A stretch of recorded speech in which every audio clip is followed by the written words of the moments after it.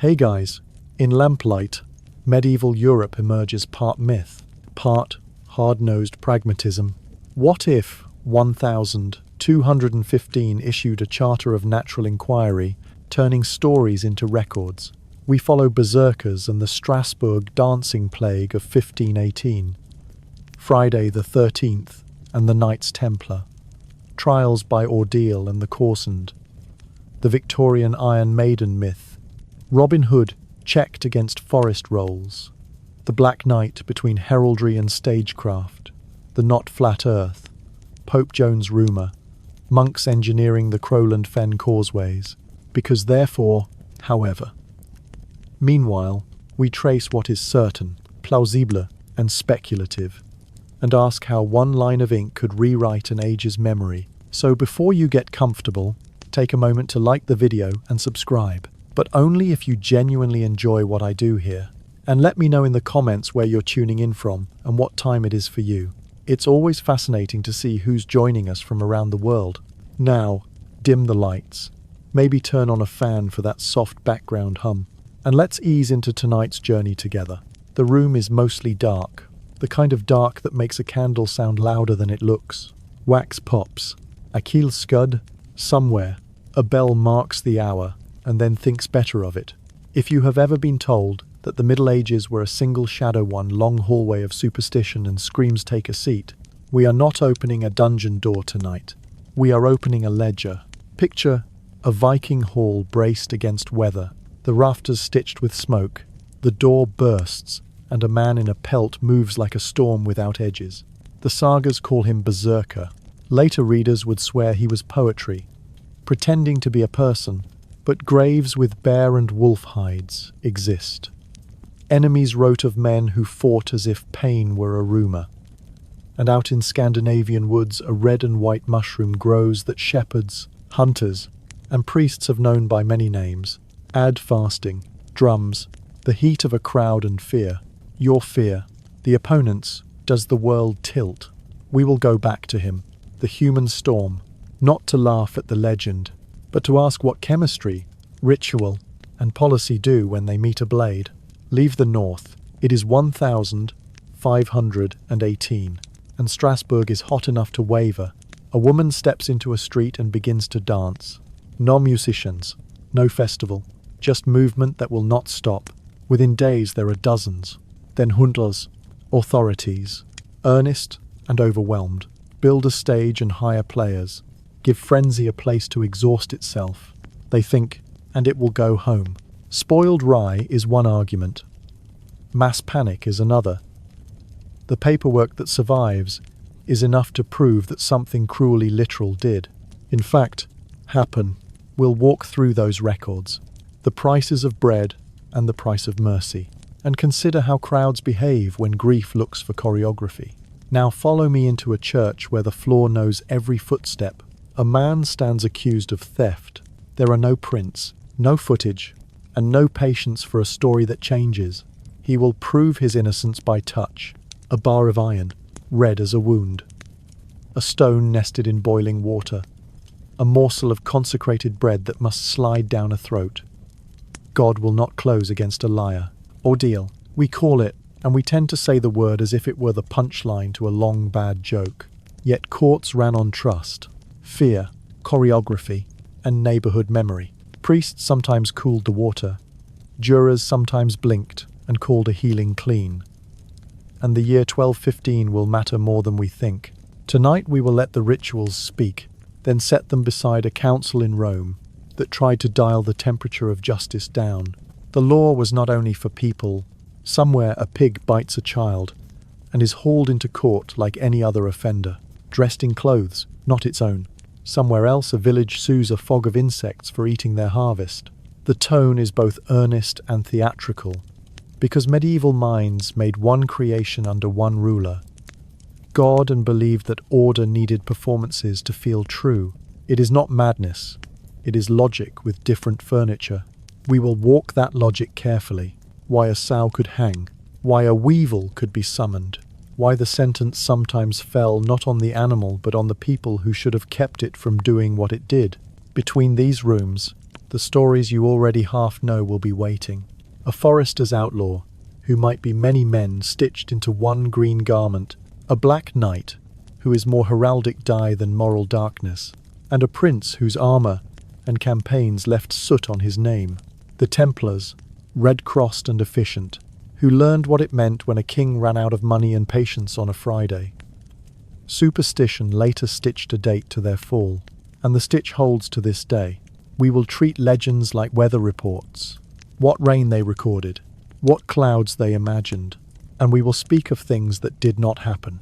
The Iron Maiden that sits in bright museums with plaques that use careful tenses was believed to have been, when the honest sentence is, 19th century showmen hammered gilt and iron into the shape they needed and called it medieval. The flat earth that people in the 13th century did not believe in, because sailors watched ships sink by the hull, and scholars read Aristotle, and the moon argued the case every time it turned its bruised cheek to us during an eclipse. These myths are not harmless. They are glass in the bread. They keep us from tasting how practical medieval people could be. Come stand at a doorway in the fens. Fog has edges here. On one side is black water with a skin of green. On the other is a causeway of mind and timber, pile-driven, brush-woven, gravel tamped until wet. Land agrees for a while to pretend to be dry. Crowland looks like a Darren Abbey rising from a place nobody else wanted until you notice the math in it. Drainage and patience made money. Isolation made piety easier. Tax exemptions made both taste better. Swampstone is not romance. It is engineering. Now step into a scriptorium, where the only warmth is the thought that someone else is also awake. A brother blades a reed, breathes to steady his hand, and makes a vowel obedient. In another corner, a lay. Surgeon rubs honey into a wound, and rinses with wine that is cleaner than water. In a steamy room in the city, men and women soak in hot water, talk too loudly, and strike bargains they will regret. These are not the pictures we are taught to hang, but they belonged on the walls then, and they belong on our walls now. We will read the graffiti in Pompey's brothel and the margins of English law rolls. We will watch a monk annotate a myth with a tiny, perfect non-sick. Not so. We will listen for the moment a crowd becomes a court and a court becomes a theatre. We will keep the jokes, because the past had them, but we will use them like flint, only to spark light, not to burn the furniture. The tone tonight is not gotcha. It is look again, teensing, and somewhere in the centre of all this, a room we will not open yet. Rome, November of 1215. Bishops, abbots, clerks, lists, decrees, a long agenda with a short line about trials that send hands into fire and bodies into rivers. In our world, that line bent the road a little. In our thought experiment, the one we will start in earnest, soon it bends the road more. But not yet. We start with what was, not with what might have been. So dim the light, and let your eyes make friends with the dark. It is kinder than it pretends. The Middle Ages did not mistake the earth for a plate, or build spike-lined coffins for sport. They did other things. Some careful, some cruel, some so strange they feel like fiction, until the parchment says otherwise. We will go hall by hall and ask for receipts. We will try to be as patient with the dead as we are impatient with the stories that have been told about them. Because we inherit a past wrapped in theatre berserkers foaming, dancers collapsing, iron coffins snapping shut, and because those images are sticky, we confuse spectacle for structure. Therefore, we will move through manuscript rooms, law courts, and causeways to test the stories against what survives. Bones, bills, bread, and ink. However, later centuries Victorian showmen, romantic novelists, and our own algorithms added varnish that the 13th century never applied, smearing myth over method. Meanwhile, in November 1215, a council line about ordeals will become the hinge for a question we'll ask at length. What if a different sentence had been written beneath it? They called it rage, but that is only the surface of a weather system. In the longhouse, the air has the thickness of fat and smoke, and somewhere between drum and breath, something in a man loosens its moorings. He steps into the doorway, already more animal than guest. Bare chest, salted with cold, pelt tied at the shoulder, eyes bright as thaw water. The sagas give him a name berserker if he wears the bear, ulfheðnar if it is wolf, and then let him blur at the edges, as if the ink can't hold him. Enemies wrote of the same blur in plainer sentences, men who rushed without shield, who seemed to mind pain as little as rain, who made a wall of careful spears feel suddenly like a suggestion. There is poetry in this. Yes, there is also policy. The graves are quieter but not silent. Pelts and teeth and weapons lie where they were arranged, not by a storyteller, but by someone who loved or feared the dead enough to spend goods on them. That doesn't turn every pelt into a uniform or every tooth into a badge. It does make it harder to say that all of this was metaphor. The language of the time did not need our footnotes to tell the difference between a man who boasted and a man who bit into a shield. The biting, which sounds like theatre, until you picture the jaw. Some scholars have wondered if the shield's rim was a way to manage convulsions, to give the body an honest thing to do when it had too much motion inside it. Others read it as intimidation. A mouthful of wood makes a memorable sermon at the start of a raid. Either way, it is a detail a clerk would not invent for elegance. It arrives like weather. Reported. People go looking for a pharmacology and find a mushroom with its own heraldry. Amanita muscaria retell, white flecks. The fairy tale dome that seems too bright to be true does grow in northern woods. It is not a toy. In the right dose, and with the right preparation, it can tilt the floor under you without warning. Nausea, sweating, shuddering limbs, a heat that moves like a second heartbeat, the mind's edges pushed outward until sound feels like touch. Fasting makes such things bite deeper. Chant does the rest simple rhythms that teach the body to obey without asking what it is obeying. There are other candidates as well. Henbana, a bitter seed with a chemistry that can evacuate a man's common sense. Strong drink sharpened with bog myrtle. Cold exposure until skin speaks in bright needles. None of this proves a recipe. It does suggest that northern ritualists had a toolkit, not a single switch. The toolkit matters because fury is not all gain. A man who cannot feel his own blood is also a man who cannot reliably hear his officer. Commanders understood this, if only by trial. You do not anchor a line with a flood. You throw it at the place where the enemy needs his breath steady and his feet exact. Berserkers make more sense as shock, not as the whole battle. Put them front left against a shield wall, where ripple and panic are contagious. Send them at a door, when the door is the battle. Use their noise to crush a prayer in the enemy's throat. Then keep them on a leash made of signal and custom, a song that means enough, a standard they learn to follow by spine and not by eye. A reward after that keeps the rush from needing to find its own next fire. The cost ledger is long. Fury spends the man faster than a quiet fight would. He burns through water, through heat, through whatever discipline he carried into the room. He can startle his own side, if the line is green. He can break a hostage before you can ask a question. He can make a perfectly good timetable irrelevant, because a human tornado does not keep appointments. We know this ledger existed, because law kept noticing it. In Icelandic and Norwegian codes, you can watch the anger turn from a charm to a charge. Berserksganga, outlawed as a public menace. Dueling turned criminal rather than noble. The state inventing frowns to replace a custom that had once helped.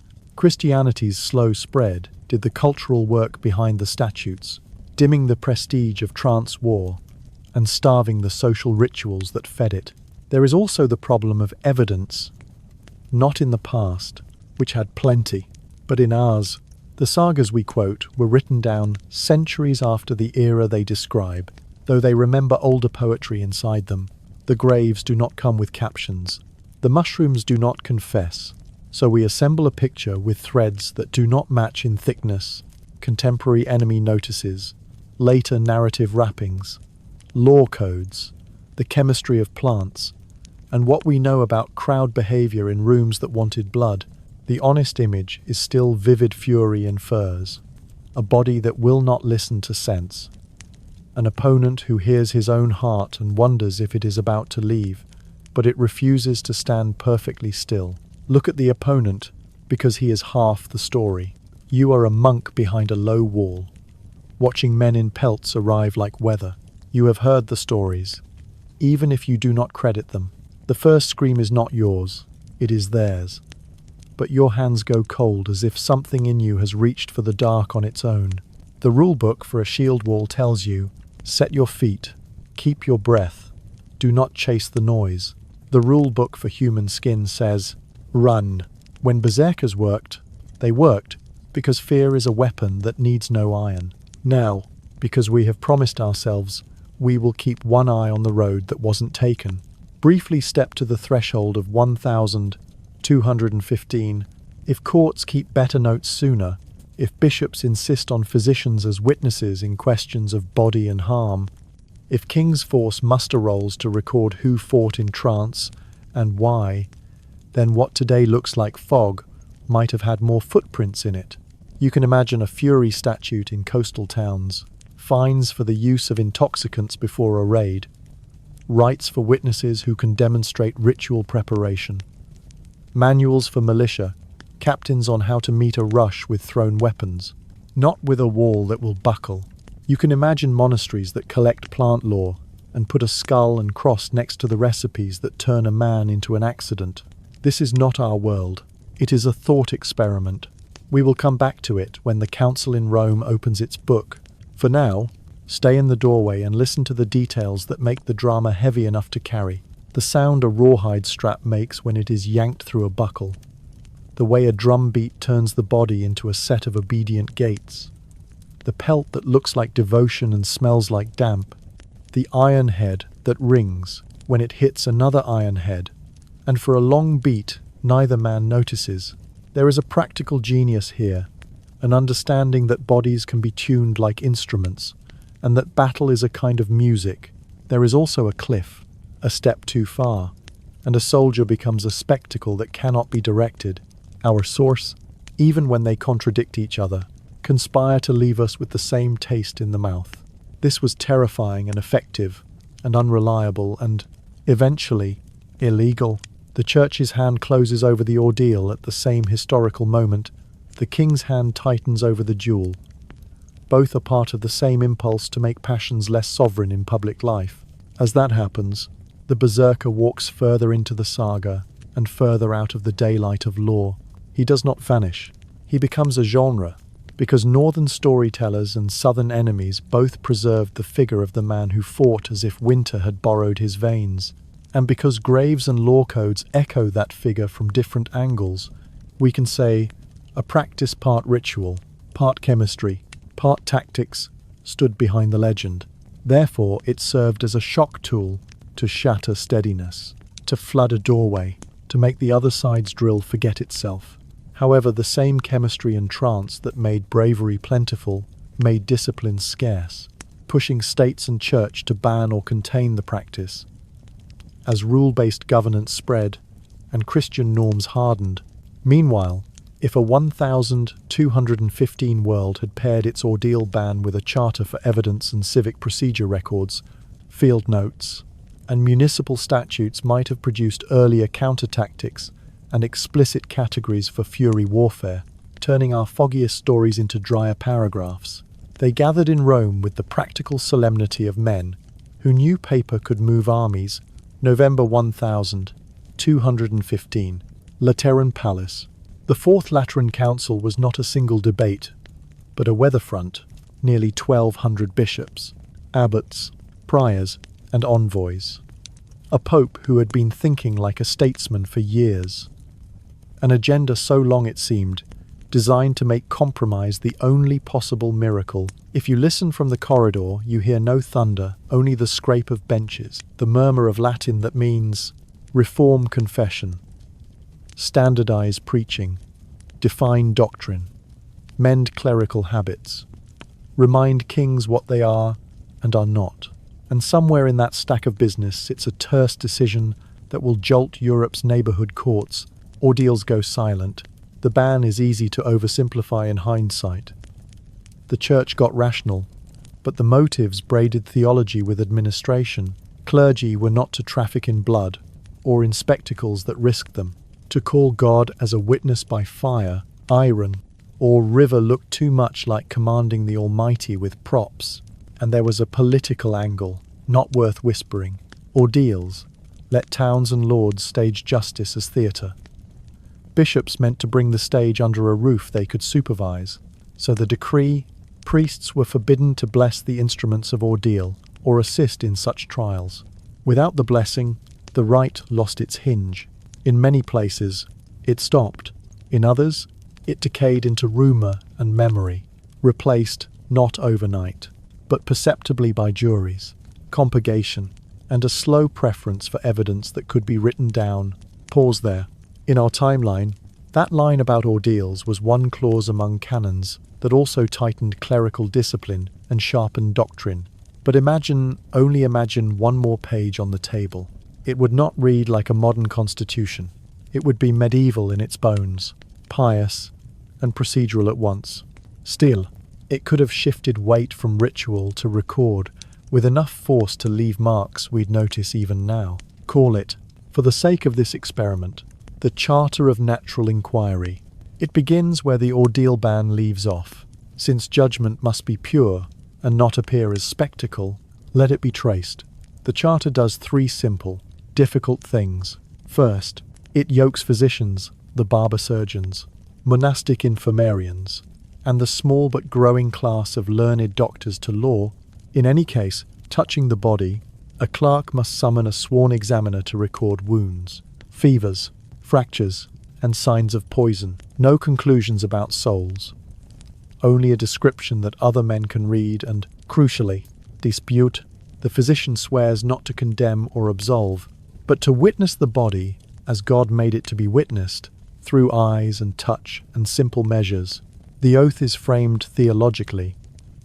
Truth is a form of charity, so that calling a doctor is not a concession to pagan learning, but an act of piety. Second, it orders custody of proof. If a blade is produced, it must be wrapped, sealed, and listed by two hands. If bread is tested for rye blight, a priest notes the loaf's origin and the miller's name. If a confession is taken, the page must carry the date, the place, and the names of those present. None of this abolishes confession or oaths. It simply asks them to live on paper. The long-term effect of such petty rigour is what matters. As the centuries turn, courts begin to trust what they can retrieve from an archive rather than what they can drag through a crowd. Third, and here I am deliberately speaking the language of a century that loved orders, it creates scholae practicae, schools of practice, inside cathedral towns and larger abbeys. Their charge is not to speculate about angels, but to standardize useful work already happening. How to drain a field, how to keep bread from killing a parish, how to quarantine a monastery when the ague comes. Their teachers are not only masters in scarlet hoods, but millers who know their rivers, midwives who have counted breaths through long nights, scribes who have learned from the errors they made when they were 20. The schools keep small books short, cheap, stubbornly practical, and send them by messenger to other schools, which add their notes and send them back. The traffic is slow, it is also real. If those three chords are tied in 1215, the knot holds other things by accident. Templars, whose wealth and logistics already frightened kings, become uncomfortably for everyone. The custodians of ledgers, the charter demands, sealed sacks of wheat from this parish, accounts of ships and cargoes from that port, the names of men who swore this or that. Their power becomes less mysterious and more legible, which can both save and doom a body in equal measure. Urban councils, hungry for order, but allergic to bishops' fingers in their purses, to learn to copy the charter's habits without bowing to its theology. They like lists too, and monastic scriptoria, whose nights were once filled entirely with saints and scholastic pages, now find room for a thin class of manuals that look almost rude beside Augustine, on the draining of marshes by brush and clay, on the making of soap that does not rot the hands, on the recognition of bread, spoiled by the small purple grain. Isn't this too modern, you ask, from your bench in the dark? only if we forget how medieval the mechanisms are. No clean police, no lab coats, no secular laboratory. What the Charter does is baptize discipline writing, measuring, describing and insist that charity requires competence. A priest who will not cool the cauldron he uses to test a man's innocence violates love. A miller who hides the black clumps in his rye commits scandal. An abbot who refuses to share a workable cure for rot-honeyed linen and wine rinses, say, betrays the wider flock. The idea is not that God is excluded. It is that God, being the maker of order, is best served when the order is traced. Would such a page have passed? The Council of 1215 did not gather to found laboratories. It gathered to repair souls and structures. Bishops, who barely tolerated surgeons near their cloisters, might balk at elevating wound charts into court exhibits. Kings who liked their justice swift and symbolic would not want fussy seals delaying the satisfaction of a hanging. And there is the always watching anxiety of heresy. Any page that smells like exalting nature over grace risks drawing heat. But the Charter we are imagining is written in an idiom. The century already spoke. Sin named clearly, mercy institutionalized, disorder curbed by rule. It would not have looked like a rebellion. It would have looked like housekeeping. The consequences do not arrive as trumpets.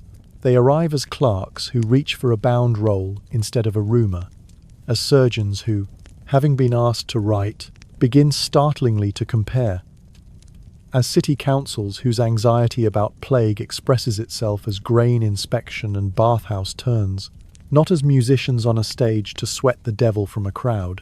We will test each of these in Strasbourg's summer, in animal courts where we choose between punishing pigs and fining owners, in outlaw legends that loosen when the records are too good to ignore.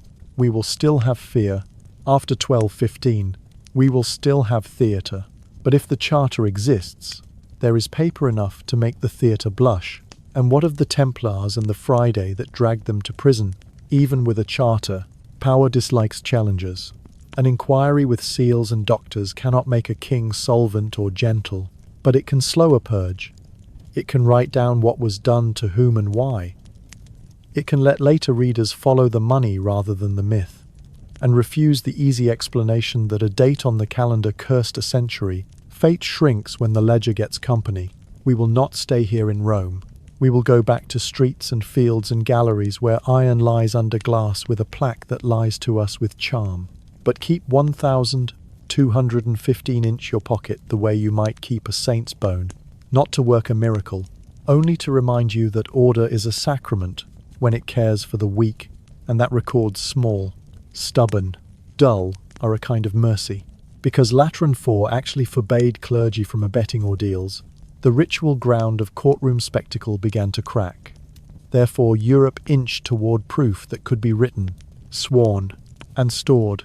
However, our counterfactual Charter of Natural Inquiry binding physicians to testimony, fixing custody of proof, and creating scholae practicae would have quickened and widened that shift without ceasing to be medieval. Meanwhile, such a charter would plausibly cede earlier public health habits and documentary reflexes that alter how dancing plagues are managed, how animal trials are framed, how legends meet records, and how a king's grudge plays against a military order's ledgers. Heat makes a city louder. July presses its palm on the rooftops, and the bells refuse to carry far, as if the air itself is too tired to bear them. In Strasbourg, in 1518, a woman steps into a narrow street and begins to move. No fiddles, no drum, bare feet, then the stiff leather of shoes, then bare again because blisters are arguments that do not listen. She is named in some records, Frau Trophia, and in others, she is simply the first. A neighbour watches, then two, then a knot of people who have the free time of the worried, and by afternoon there are traders leaning on doorframes, apprentices with flour on their sleeves, a priest who should be elsewhere. If this were a festival, there would be garlands, wineskins, yokemongers. It is not a festival. The body moves as if it forgot how to stop. The first day is a curiosity. By the second, it is a spectacle.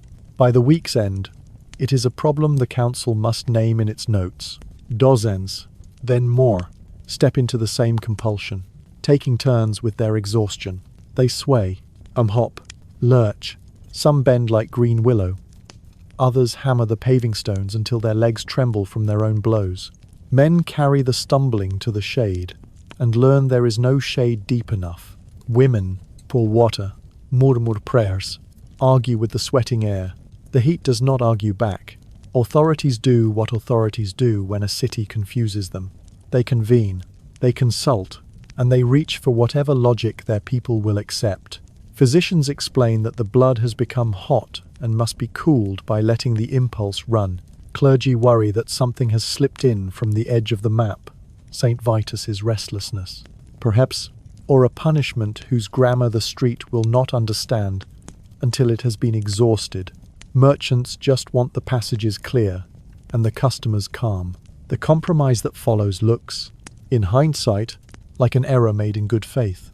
Musicians are engaged, a space is cleared. If dancing is an illness, give it a room and a rhythm. Sweat it out. Some documents sound certain about the number hundreds, others are modest and speak of many. What the paper agrees on is the endurance. Days, then weeks, and the cost. People collapse. Some are carried away and do not return. Deaths are claimed in later stories, as if the streets were a battlefield. The records, drier, leave us with the impression of bodies pushed past what bodies can stand. If the toll is lower than legend, it is not zero. We do not need a ledger of coffins to know that hearts and tendons failed where kindness and sense were too slow. What begins to matter, once we look away from the circle and try to see the whole square, is context. Strasbourg that summer wears thin clothes, hunger in the poor quarters, debts that do not forgive, rumours of disease from elsewhere, a sense that punishment might be looking for a pretext. People who consider themselves sinners are easier to convince that their limbs are being used by a warning. People whose bellies are empty are easier to move by the promise of a reason. Bread and fear, and the way one sits in the other, are everywhere. Theories arrive centuries late, and act as if they had been in the room. Ergot, the blight that grows where rye pretends not to rot, with its alkaloids that can turn the mind's floor on a slant, make muscles knot, make vision lie. Or mass psychogenic illness, the strange efficiency with which the body copies another body's distress and calls it its own, especially where crowds have rehearsed guilt for years and heat lays a hand over the parish like a penalty. The two explanations are not enemies. Spoiled bread and spoiled nerves can meet in one skull. The city's conduct stages and songs could have fed either. There were other options. Even then, even without microscopes, the city might have banned music instead of buying it, closed squares instead of clearing them, posted bread inspectors at mills and ovens to watch for the purple sleeve of fungus in the flour, opened shade and water stations, and told the gossips to go home. It might have understood that some illnesses grow because they are seen, and that the right kind of silence is medicine. It did some of this late. It also did what cities have always done. It improvised and hoped to tidy later. Later seldom arrives for free. We are walking this street because it carries, inside its strangeness, the shape of a choice. You can govern with symbols or with lists. You can assume God requires theatre, or that he requires competence. Strasbourg did not fail because it did not believe in science. No city had what we would call science in 1518, but because it mistook spectacle for salve. The intention was not cruel. The effect was, now, glance sideways at our thought experiment. Suppose that council in Rome 3 centuries earlier had done more than end the ordeal. Suppose it had sewn a habit into Europe's clothes. Write it down, call a witness of the body, trace the bread. By 1518, a city with that habit would have kept rye ledgers, which fields, which mills, which loaves, and tasked scholae practicae to issue a short sheet on rain-spoiled harvests and safe grain storage. It would have expected physicians, not geniuses, just competent readers of skin and pulse to log cramps, fever, delirium, foot wounds, to mark who had eaten what and when, and to advise not stages but cool rooms. Fluids. Rest. With a priest's blessing because mercy is a kind of evidence. Guilds would have their part. Bakers submitting flour to be pinched and wetted by a clerk trained to notice what should not be there. Musicians given a fee to stay away for a week in the name of charity. The square would look less like a festival and more like a census with chairs. None of that abolishes fear. None of it forbids a saint. But it changes the story from one about devils who love fiddles to one about heat, hunger, suggestion, and the way a city can break a spell by refusing it. An audience, our counterfactual Strasbourg still sweats. It sweats more quietly. The line shrinks sooner.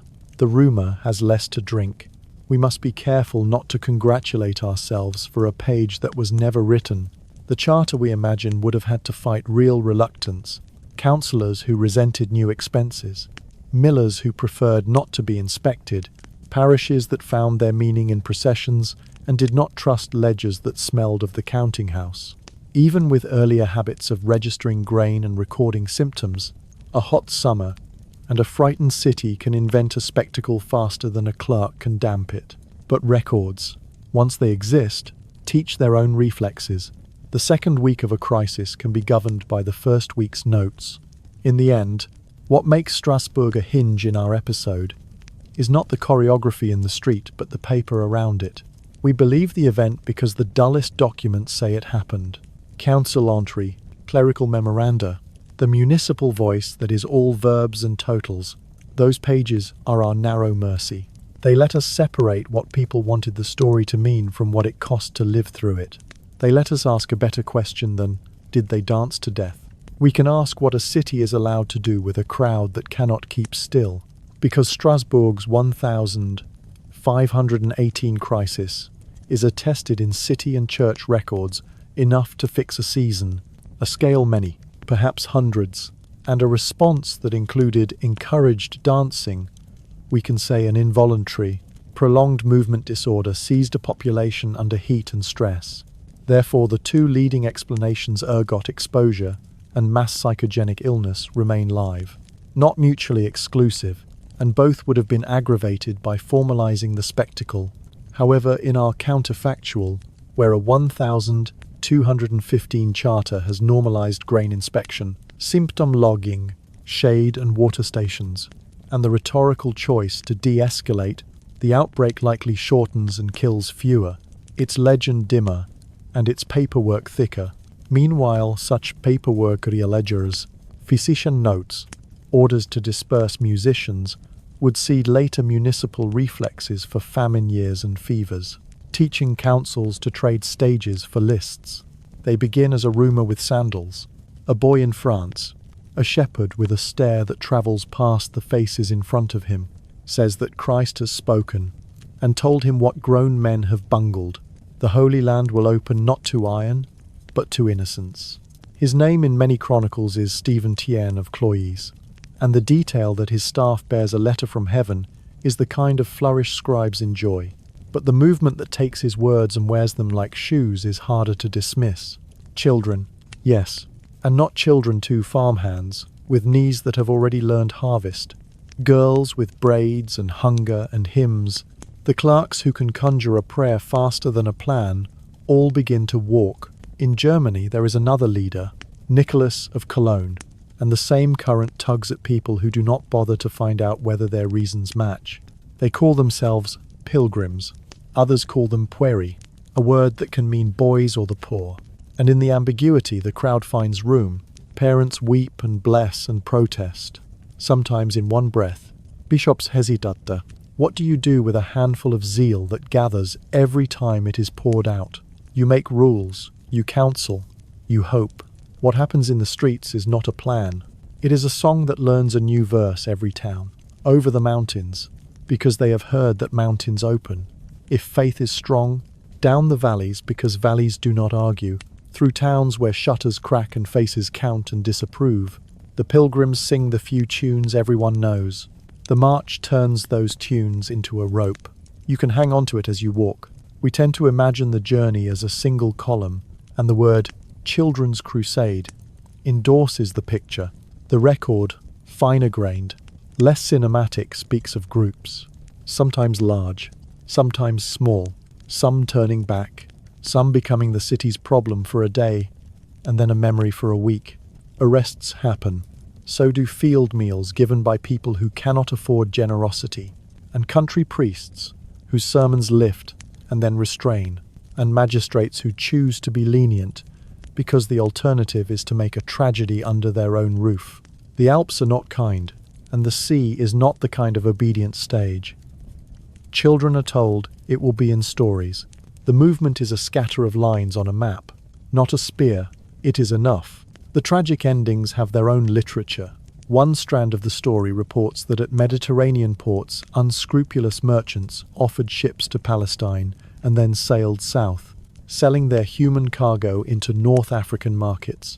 Another says that storms scattered fleets and killed the faithful in the practical, blunt ways that storms prefer.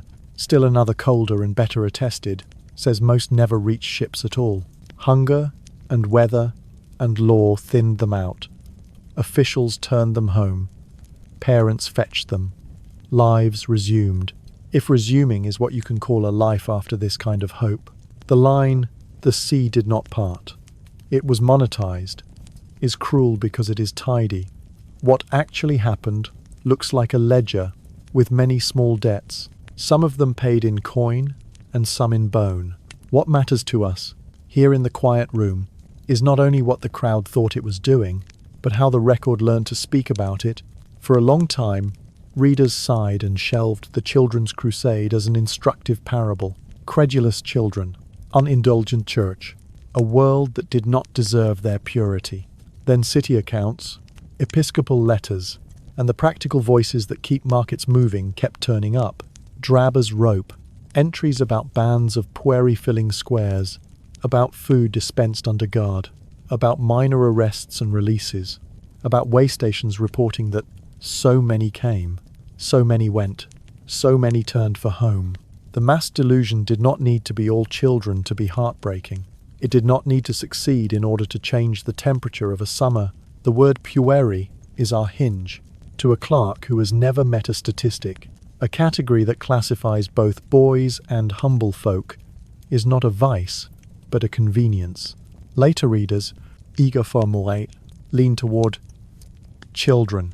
Scholars in the last century, cautious and a little in love with precision, lean back toward the poor. The truth is probably a braid. Adolescents, the underemployed, the pious, the unlucky, the opportunistic, the sincere. Innocence was a banner, even when the bearers were old enough to shave. The sincerity is the part that bruises. They were not, by all signs, scammers. They were not, most of them, planning careers off other people's pity. They believed, and belief can be a wind that moves the body as surely as hunger does. The logistics of a march are honest in a way poetry cannot be. Vielblister, throats dry, roads narrow and widen and narrow again, and there are stretches where one mule cart blocks 1,000 destinies. The narrative of the Children's Crusade prefers to sprint from vision to sea, but the practical world kept pushing back, and we see its fingerprints even in hostile accounts. Inns fill, bridges bottle, tolls are demanded, and then forgiven because who will pay? Some towns grumble that the pueri stole, others boast that they gave. In the telling, each place computes its own righteousness. In our what if, we have promised ourselves we will not cheat. Our charter, the page we imagined in Rome, was written 3 years after 1212. It cannot retrofit an earlier summer. What it can do is change what happens. The next time a charismatic youth gathers a crowd under a holy verb, imagine speculatively, but not foolishly, that bishops, remembering 1212, keep a drawer of pastoral edicts ready to unfold, parish relief stations along the pilgrim roads, wardens to discourage minors from long marches, public readings of age of pilgrimage rules that make exceptions only with parental and episcopal letters, and the habit not a modern bureaucracy, just a habit of sending itinerant clerks to take names and hometowns. Imagine that ports, urged by both commerce and conscience, require manifests that do not allow a vague ad orientem to count as a destination, and that shipmasters who cannot name their landfall do not sail. None of this forces faith to be small. It gives it an honest vessel. The boy who says Christ has called him must wait, while the town writes down whether he is free to go. The merchants who would skin a movement for profit must endure a clerk who knows how to count human beings, the same way he counts sacks of rye. The bellowing moral and the quiet ledger get to share the page, and in that sharing some tragedies thin out at the edges. The next children's crusade, when it arrives under a different name, will still make mothers weep. It will not so easily make orphans. A caution: paperwork is not a sacrament. It does not make men gentle. A clever abuser can learn to love a form. We know kings who signed orders while thinking of confiscations, and clerks who enjoyed their ink more than the faces they recorded. Our imagined charter would provoke resistance mariners who resent the delay of a manifest, pastors who bridle at being told to open their churchyards to sleeping strangers, councils that do not want to pay for porridge. But habits only need to be slightly better than impulse to save a few more feet from bleeding and a few more ships from sailing with cargo they should not have. If you listen long enough to the archives, the boring ones, the ones that smell like linen and dust, you hear something strange. Humility, not a virtue, but a limit. The people who wrote most of what we now call evidence were conscious of not knowing enough, and they wrote anyway. Query came. A town scribe notes. Many turned back. The moralists wanted a miracle or a warning. The clerks deliver numbers and verbs. Without them, the children's crusade would still be a parable with perfect edges. With them, it is a human event with scuffed corners and the sound of breath, because the movement of 1212 is attested across multiple chronicles and municipal notes. Stephen Tienne of Cloyes in France, Nicholas of Cologne in Germany, crowds labelled pueri that were likely a mix of youths and the poor. We can say a sincere, loosely organised pilgrimage surged and largely failed, with scattered tragedies, turnbacks at the Alps, deaths en route, and later stories of fraud and enslavement at ports. Therefore, the legend of pure children gives way to a braided reality, zeal, poverty, adolescent charisma, and the logistics of roads and seas. Sincerity mingled with vulnerability to exploitation, however, had a post-1215 chartered habit of pastoral relief stations, age thresholds, itinérant registrar, and mandatory ship manifests taken hold. Later copycat movements would likely have seen fewer disappearances and clearer paper trails, and even the memory of 1212 might have been reframed by better lists rather than softer morals. Meanwhile, the term pueri itself, ambiguous in medieval usage, teaches us to read carefully, to prefer records over rhetoric, and to let ledgers, not legends, set the size of a crowd. The room is quiet enough to hear the law breathe. A priest touches the back of his hand to the lip of a cauldron and decides, at a glance that looks like prayer, whether the water is hot enough to convince a village that God attends to details. The accused stands with the odd, general stillness of a person who has been talked at for hours, by family, by neighbours, by the thought that a life can balance on a gesture. The court is not marble and wigs. It is benches, ash, a draught that keeps the candles honest, and a clerk whose pen makes the only cheerful noise. When the ritual begins, no one calls it a show, they call it an ordeal. A test in which truth borrows the body's stubbornness and turns it into a sentence. The menu is short and terrible. The hot iron, carry, barehanded, a bar drawn red from the coals for so many paces. Your hand is bound. In 3 days it is unwrapped. If the burn has healed clean, the parish declares innocence. If the flesh tells a different story, the story is believed. The boiling water, reach into the cauldron and fetch a stone from its depth. The number of knuckles the water must cover varies with the charge, and then bind. Wait. Unveil. The cold water, be tied and lowered into a pool. If you sink, the water has received you, and you are innocent. If you float, you and your sin are too light for the sacrament you mock. There were local and clerical variations, the morsel for the ordained, a piece of consecrated bread swallowed in fear, as if the throat could choose righteousness on the spot. But the grammar was stable. Make risk visible, then watch healing or refusing to sink, and call it God's handwriting. To modern teeth, this bites like nonsense. A lie detector made of steam and dread. But the intelligence of ordeal is not in physics. It is in theatre and social psychology, words they did not have. Instincts they did. A village court had 3 problems: the absence of forensic tools, the surplus of gossip, and the need for public closure that did not look like a lord's whim.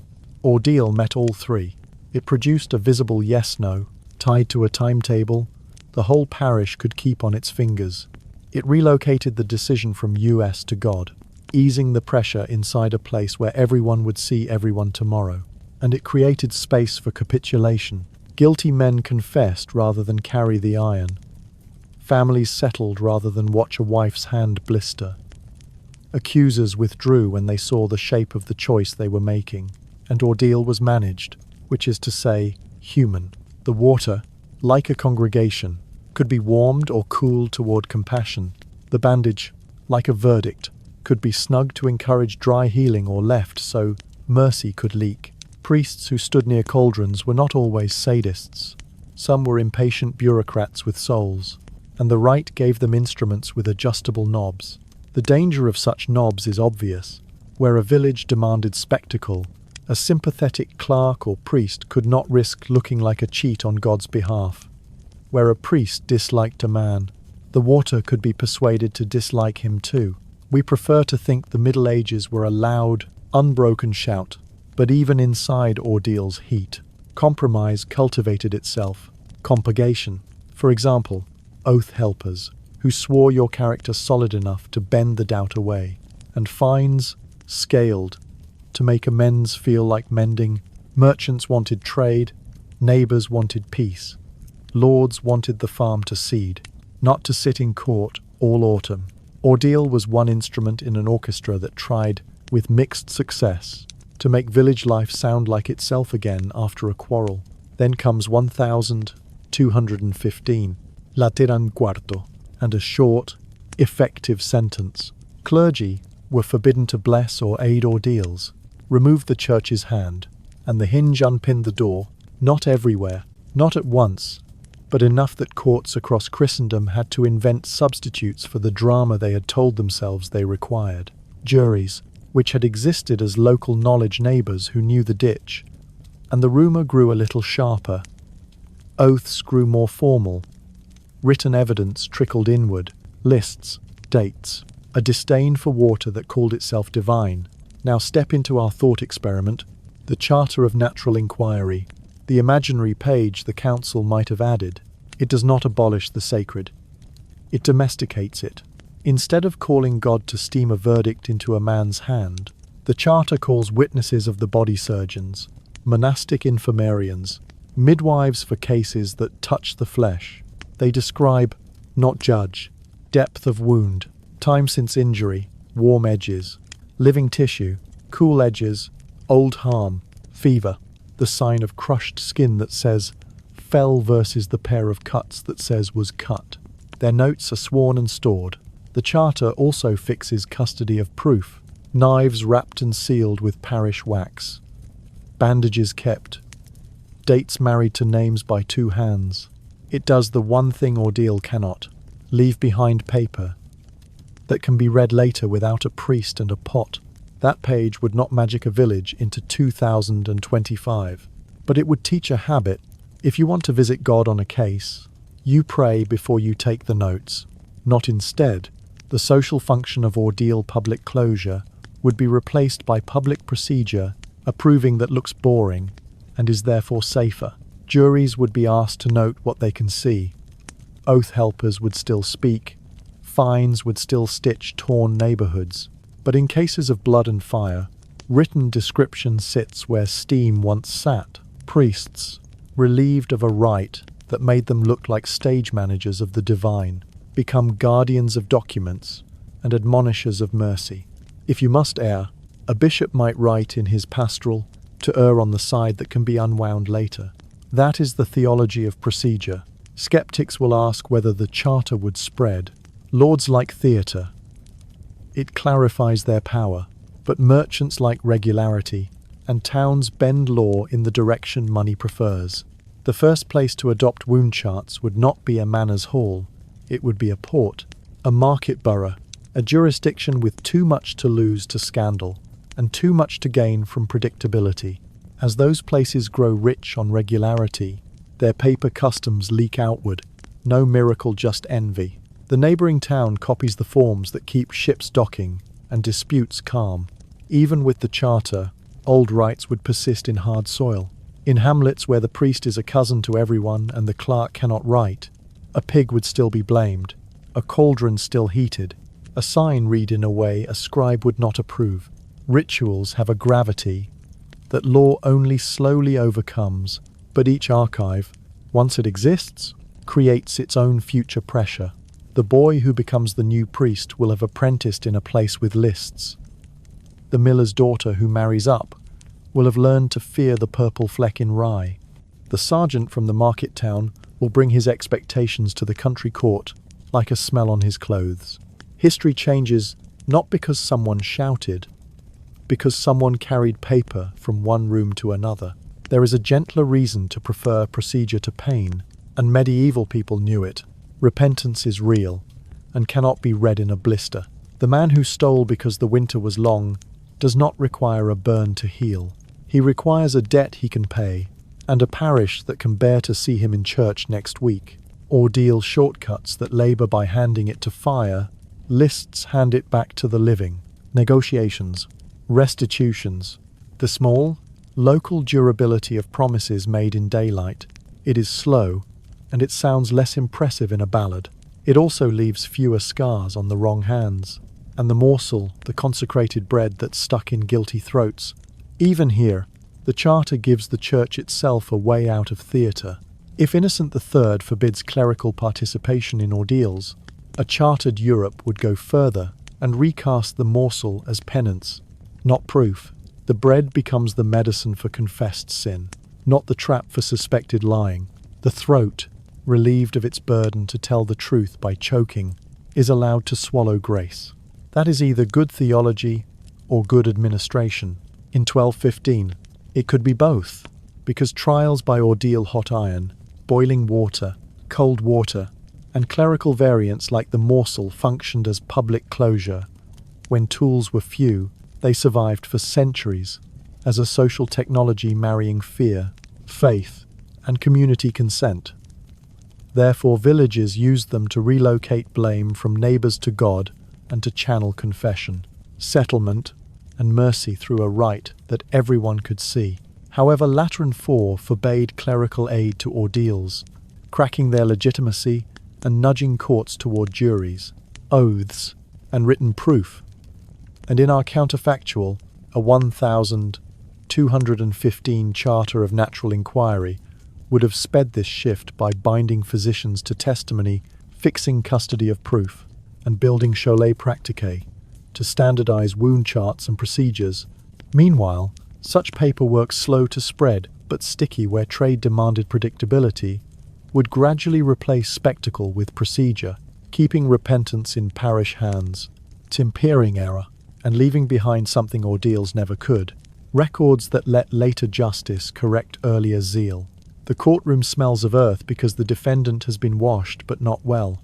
It is 1,386-inch fillets, Normandy, and a sow stands where men usually do, dressed in a rough jacket and breeches. As if the fabric could make her legible, she is accused of killing a child. A clerk reads the charge as carefully as if a bishop were listening. There is a lawyer to speak for her, yes. An advocate, because even a pig in a French town deserves the form of fairness. And townspeople who learned yesterday that they would be witnesses have put on their best faces. The sentence, when it comes, borrows dignity from the clothes. The sow will be hanged. The execution is public, because grief wants to see an ending, and order wants to announce itself to the street. We tend to treat such scenes as proof that the Middle Ages were drunk on absurdity, But animal trials were not slapstick. They sat at the meeting point of theology, property, and theatre. In a world where God ruled every rung of creation, a creature that harmed a human did not live at some lawless edge. It lived inside a moral universe with rules, and courts were where communities rehearsed those rules aloud. The performance mattered. Costuming an animal in human clothing did not humanize it so much as underline the community's own seriousness. This is not vengeance, it is justice, and justice in public must look like itself. There were two broad kinds of cases. Secular courts tried domestic animals that had injured or killed humans, pigs, bulls, dogs under local law. The question was partly moral, but also frankly practical. Keep streets safe. Teach owners responsibility. Mark a boundary of behavior for creatures that shared courtyards and alleys with children. The penalties were visible, fines for owners, sometimes destruction of the animal, sometimes parade and hanging to persuade the neighborhood that blood had been answered with gravity. And there were ecclesiastical courts, which heard complaints against pests and vermin rats, weevils, caterpillars that had spoiled crops or threatened a parish's survival. Here the problem was not one animal but many, and the tool was not rope but ritual. Admonitions read from pulpits, excommunications, curses that ordered creatures to depart a district within a set time. To modern ears this sounds theatrical to the point of fantasy. To medieval parishes it functioned as a kind of municipal ordinance, writ in sacred ink, a public moment in which everyone agreed the fields mattered, and that some boundary, even if symbolic, had to be drawn around them. The details can be startlingly procedural. In a 16th century French case, villagers brought an action against weevils that had invaded the vines. The court appointed counsel for the insects. Someone had to voice the counter-argument and scheduled hearings. Summons were issued, dates set.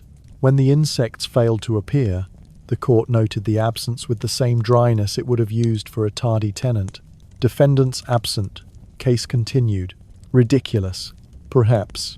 Also revealing, by appointing an advocate, the court preserved the fiction that justice is impartial, even when it is reciting a spell at a beetle.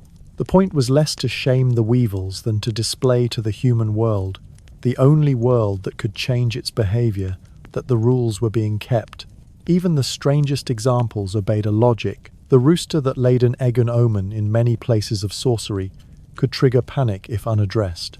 A hearing, even a farcical one, redirected fear into form.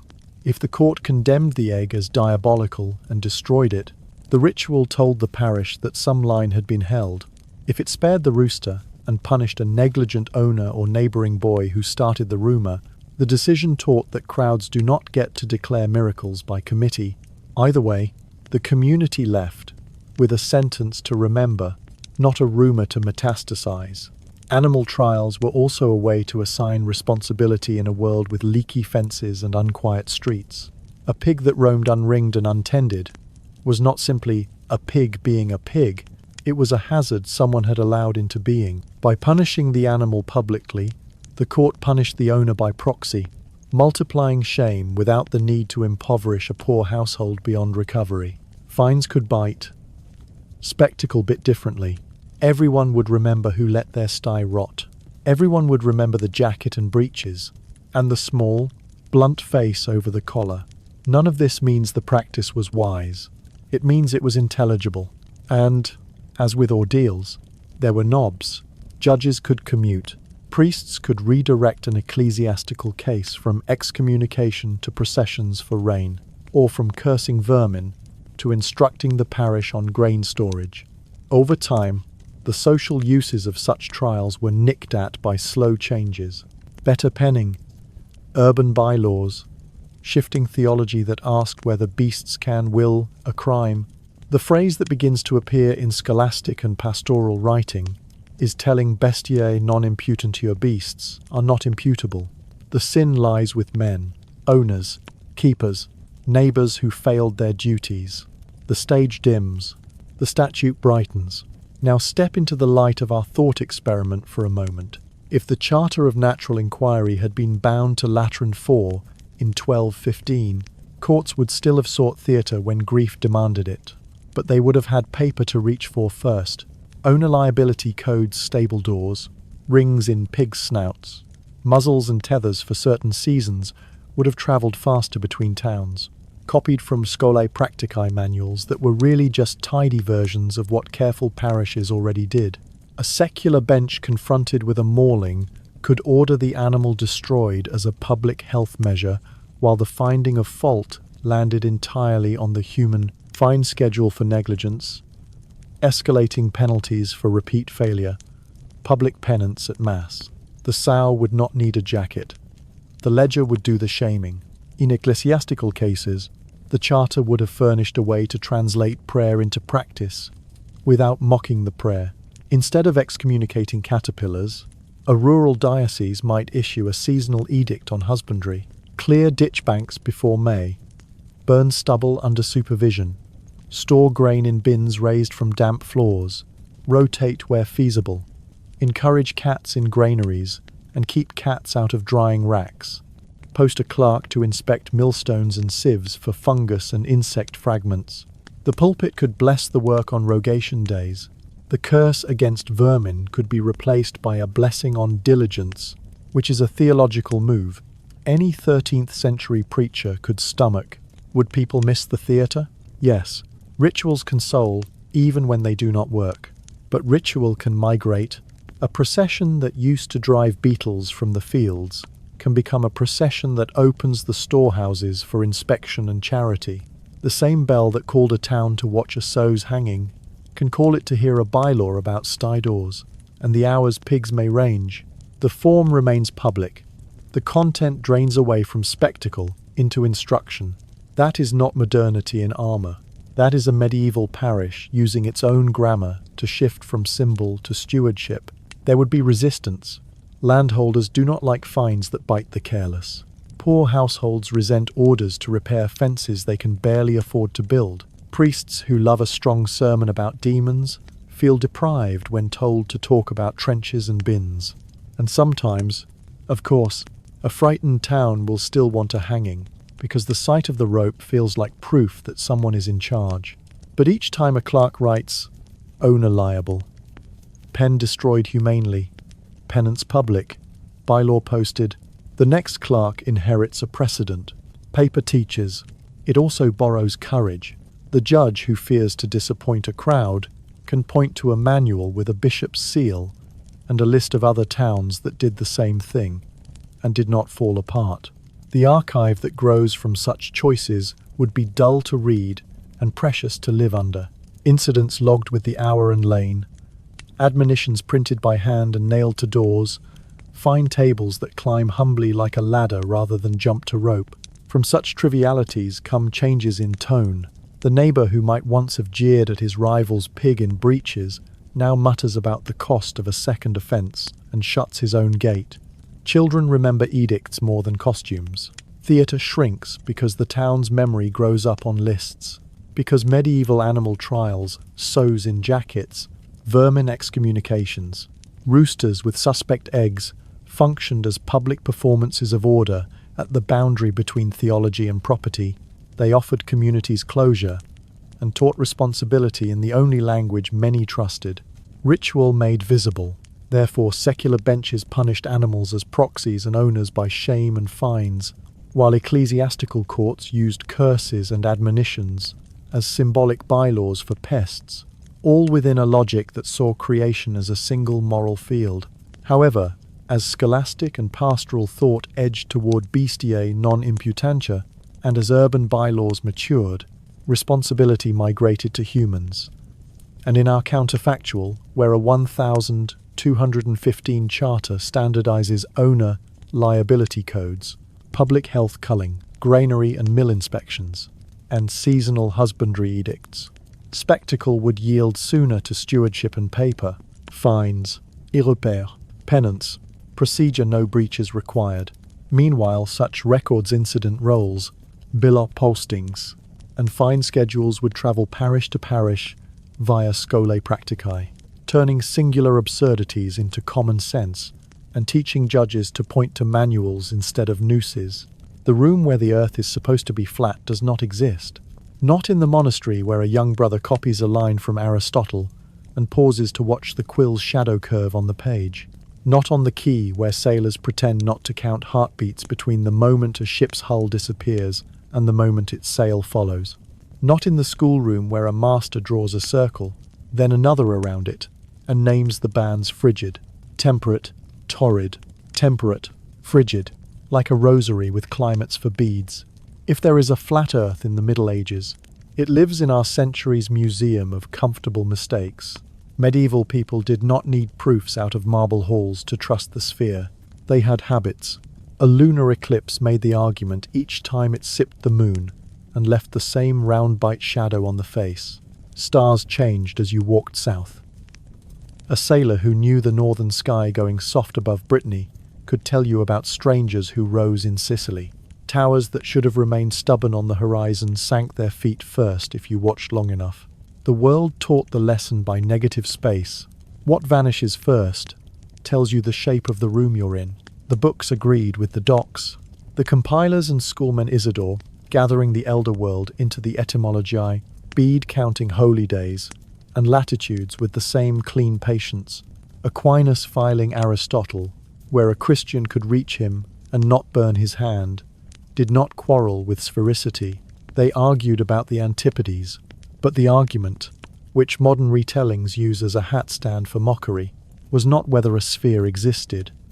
It was whether men like us lived beyond the torrid belt, and if so, how Adam's family tree could have understood that migration. Augustine's caution was theological logistics, not cartographic panic. The earth was a sphere. Salvation history needed a bridge. When people show you a circular medieval map, a TO map, with east at the top, and Jerusalem, like a jewel, it is not proof of flatness. It is a sermon in paint. The map preaches relationships, not roots. The sons of Noah divided vita de vie, the rivers of paradise, the Roman roads made into the nerves of a world where Rome must sit like a brain.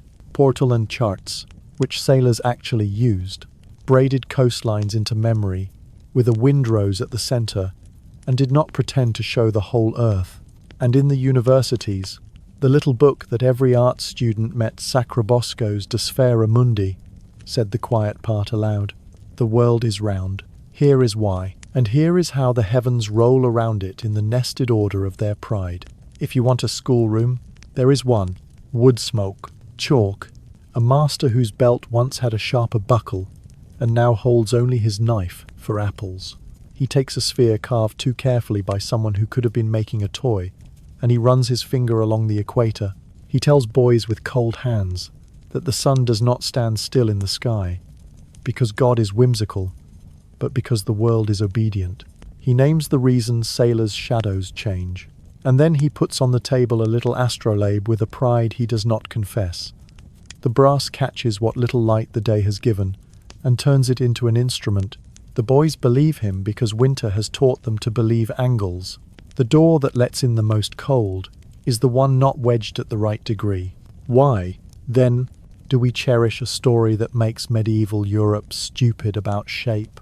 Because it flatters us to believe that we discovered the curve. In the 19th century, a writer who knew how to make a clean silhouette. Washington Irving drew Columbus as a man arguing with monks who thought ships would fall off the world's edge, and the image stuck like a good lie does. Snackable, repeatable, immune to detail. It helps that the 19th century loved the Middle Ages as a costume rack, spike-lined coffins, brooding knights, and peasants who thought the ground stopped at the horizon like a table. It is hard to sell an illuminated page that says, everyone already knew. It is easy to sell a caricature of a debate that never happened in quite that way. There is also the seduction of symbols. We look at a TO map that puts paradise in the east and call it wrong because it does not look like the maps that taught us to find petrol stations. We forget that most medieval maps were not tools for sailors but theologies for walls. Meanwhile, the tools that did steer ships' coastal profiles, rum lines, instruments in drawers like small moons, rarely survive in the bright pages of coffee table books. Our eye follows the pretty sermon and calls it a science lesson, then laughs when the sermon refuses to give us latitudes. If we return to the docks and the schoolroom at the same time, the laughter dims. A merchant is not reckless because he loves a round earth. He is reckless because money makes people hopeful. A monk is not credulous because he copies Aristotle. He is credulous because all readers are, and the books he copies are good ones that occasionally smuggle in ghosts. The Middle Ages made errors. Flat Earth was not one of their popular choices. Now, because we promised ourselves a counterfactual spine through this tour, lay our imagined page from 1215 on the bench beside the little brass astrolabe. The Charter of Natural Inquiry we've been carrying asks courts to record bodies and cities to record bread. It can ask schools to record how they teach the world. Picture modest vernacular primers, not just Latin Desfera, but guild school booklets in French and English, and German little pamphlets printed later or copied earlier that say plainly, "The world is round. Ships vanish hull first. A stick's shadow at noon grows and shrinks with the season." Here is how to mark latitude on a traveller's tally. Imagine abacus schools in market towns being told, as part of their accounting drills, to teach apprentices to reckon chords for the safe angles of cranes, and to grasp why a longer road can still be a shorter voyage when the wind likes you better that way. None of this crowns a laboratory. All of it makes the curve a civic habit. Under such a chartered culture, a later century's attempt to cast Columbus as a man defying flat-earthers would struggle for oxygen. A population that had learnt the sphere with the same shame-proof and ritual proof as learning to bless bread or keep accounts would not be easily persuaded that their great-great-grandfathers believed the world fell away. Like a dropped plate, spherical catechisms. No grand phrase intended, just little lessons where habit meets creed would make the lie less charming, because the truth would have fingerprints in too many ledgers. But let's keep our humility. Vernacular primers do not make everyone precisely. A TO map on a church wall would still orient the soul eastward. Portolans would still trust the practical geometry of a sea that smells like tar and fish more than the nested crystal spheres of a lecture hall.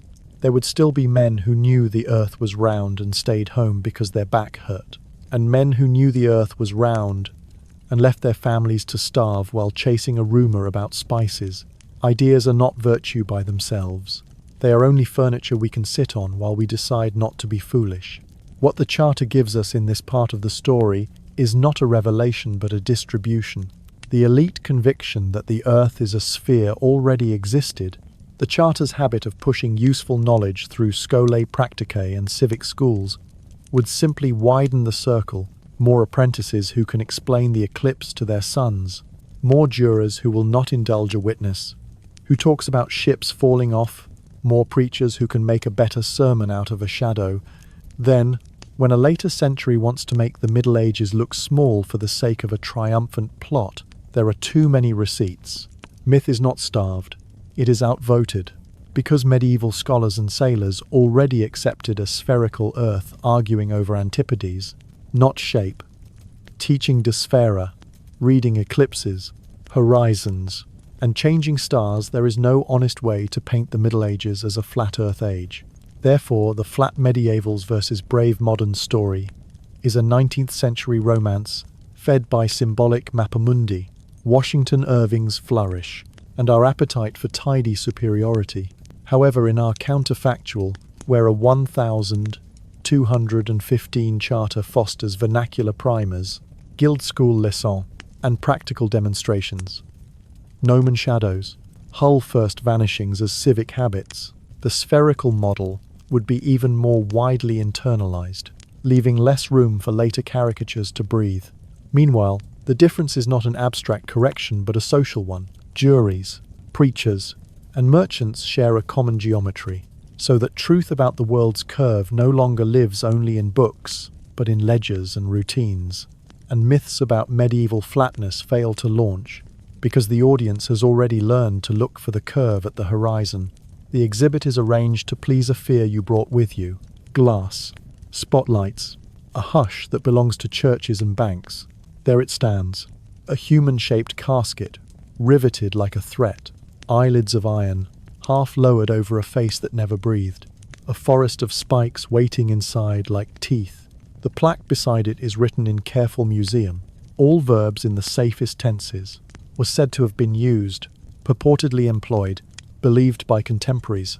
That grammar is a confession. It is also an invitation.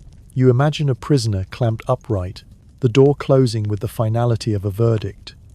You picture the spikes not quite fatal at first, the slow bleed designed to wring not truth but duration.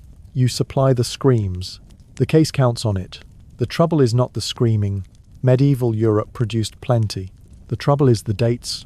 The Iron Maiden, as a spike-lined sarcophagus for living bodies, is a 19th century fantasy bolted onto older timber. There were medieval punishments and tortures that did exactly what they said on the tin. The rack worried joints out of their sockets. The strappado wrenched shoulders toward an ugly agreement. Thumbscrews negotiated with bone and nail.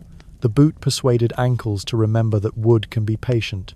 The heretic's fork kept a neck in a silence that pleased judges. These leave marks in inventories, in account books, in letters from people who were not inclined to make themselves look worse than they had to. They are specific, portable, and efficient, the three traits bureaucrats love. The Iron Maiden is none of those things. It is grander stage prop that eats floor, and attention too grand for the small, hot rooms where interrogation lived, and too theatrical for a legal culture that, for all its abuses, preferred tools that fit in a chest and a timetable. When you go looking for a medieval maiden in the documents where you expect to find her wardrobe lists for prisons, receipts for devices, manuals written by men who boasted of making sinners spill, she is not there. What appear instead, late and loud, are cabinets of curiosity and dime museum minds showmen who understood the appetite for a single object that could stand in for everything we want the past to confess. Somewhere in the German lands, along the long shelf of the late 18th century, pieces of older sarcophagi, reliquary doors, execution law, and iron studs were stitched together into a lie that sold. The object got a name Nuremberg favoured, and a story that hardened each time a ticket did its work.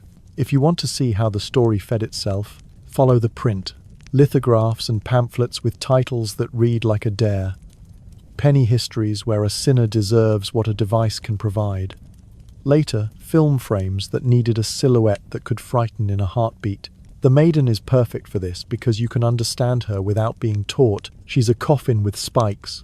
The Iron Virgin, the wedding of death and chastity and iron. She flatters us twice. First, by certifying how much kinder we are than our ancestors. Second, by letting us enjoy a cruelty we have paid to pretend to condemn. A travelling showman does not need a footnote to sell that. Museums, even good ones, learn to hedge. The object is too useful as a magnet. The labels sharpen their subjunctives and absolve themselves with the fine print of curation. This piece reflects 19th century ideas about medieval justice. That is better than fraud. It is also a way to keep the glass intact around a story that has already paid for its own electricity. The room will be full. The gift shop will sell a postcard, and somewhere on another floor, a delicate page that could truly change a mind will sit in the half-light, unvisited. If we are going to be honest about pain, then we need to be honest about efficiency. A legal culture interested in results does not require a machine that cannot be hidden, cannot be moved, and cannot be squared with the ordinary labour of a court. The heretic does not need to be Iron Maiden to confess. He needs to be afraid he will be kept from sleep. He needs to be shown the small tools.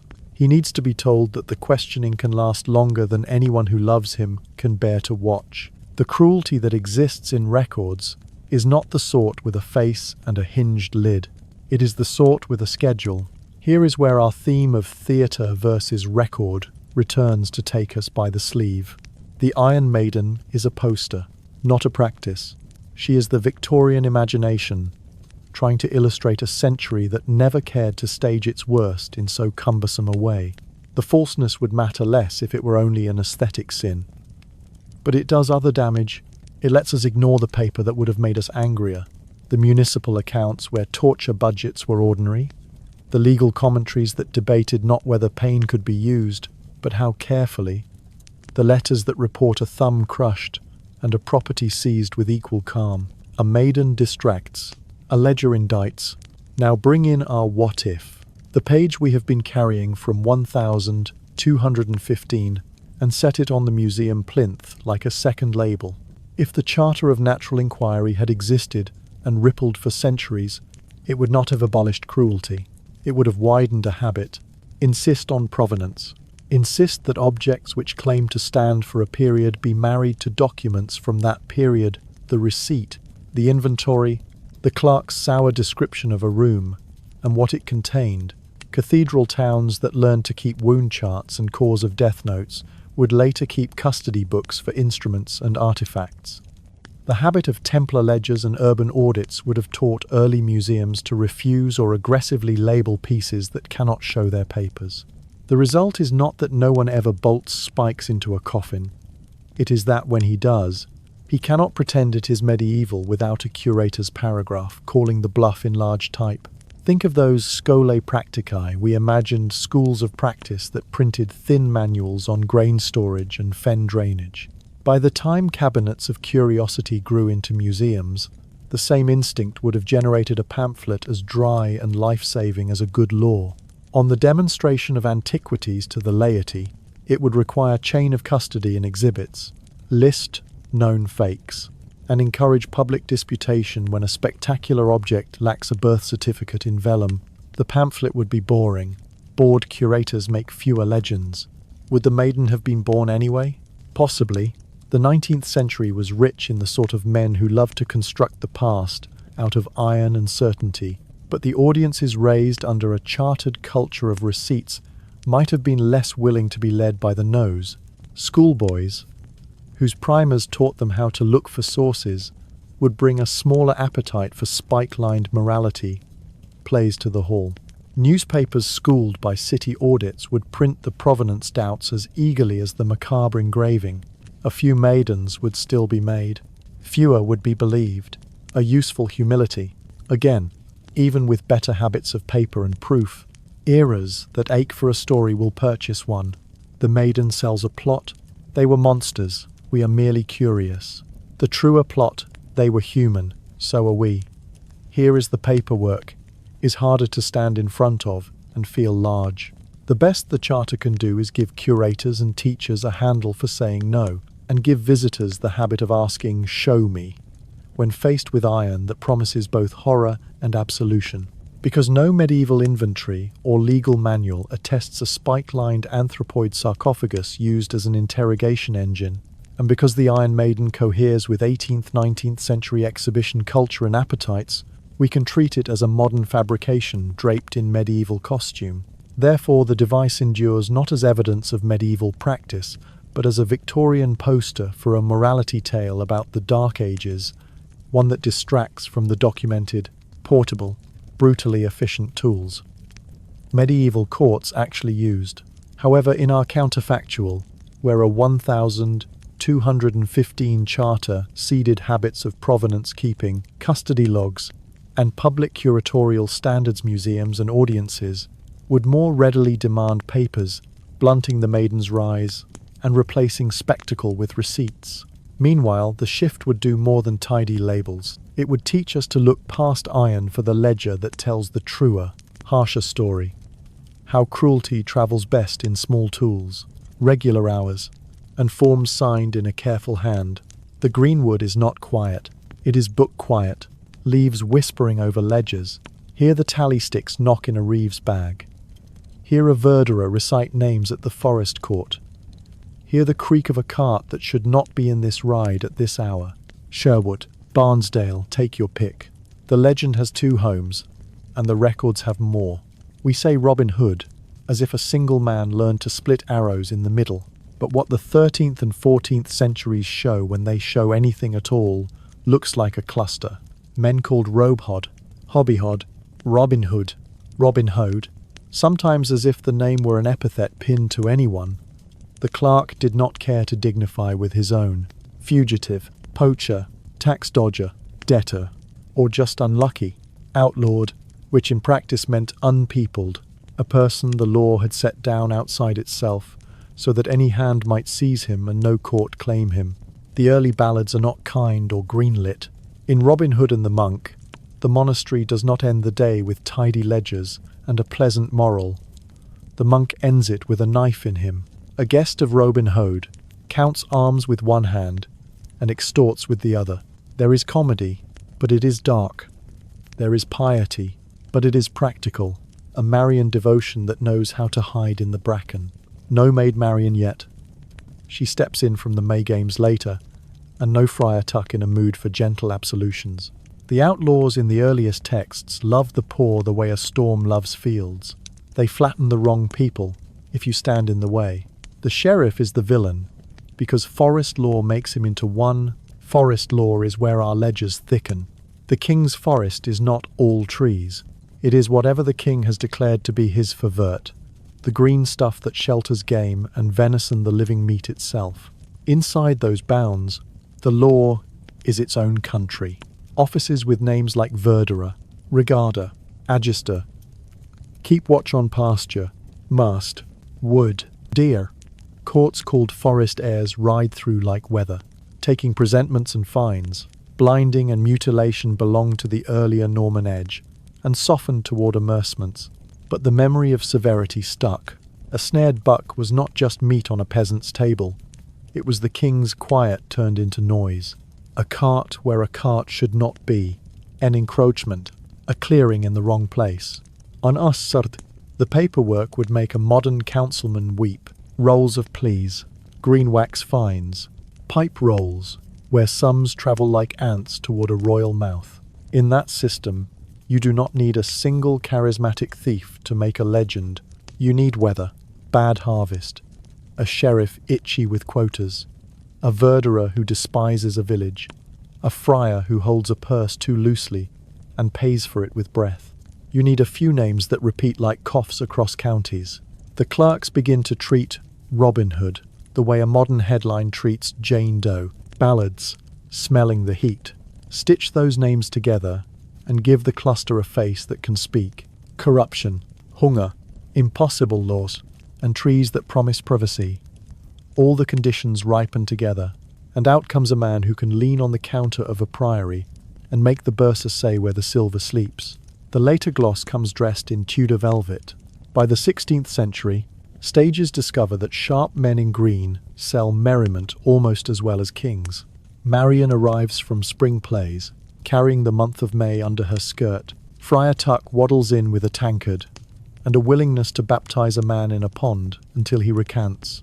Anthony Munday will draft an Earl of Huntingdon out of the trees. Courts and printers will oil the hinge that lets a violent yeoman soften into a disinherited noble who redistributes with grace. Steal from the rich and give to the poor is a clean sentence. Records rarely give us such compressions without making us pay for them in ink. That is the trouble and the blessing of the Greenwood. The text is both a composite outlaw braided from court names and market grievances, and a politicized hero shaped by printers and patrons who needed a jolly English outlaw that could sit in a court mask without offending anyone who mattered. Ballads remember foresters who crushed villages for wood and venison. The theatre remembers a man who can bow to a queen and make even lords feel chosen by his smile. The line between these is not chronology. It is the line between paper and performance, between fines and applause. We need both to feel how a county makes a myth. Look closer at the paperwork, because it is drier and therefore more generous. Forest heir rolls are full of small lives, bigger than their fees. A widow fined for gathering deadwood, where deadwood is still the king's. A priest immersed for keeping hounds too eager. A man found with arrowheads of a forbidden width, the kind that whisper venison, even when they're pointed at a target.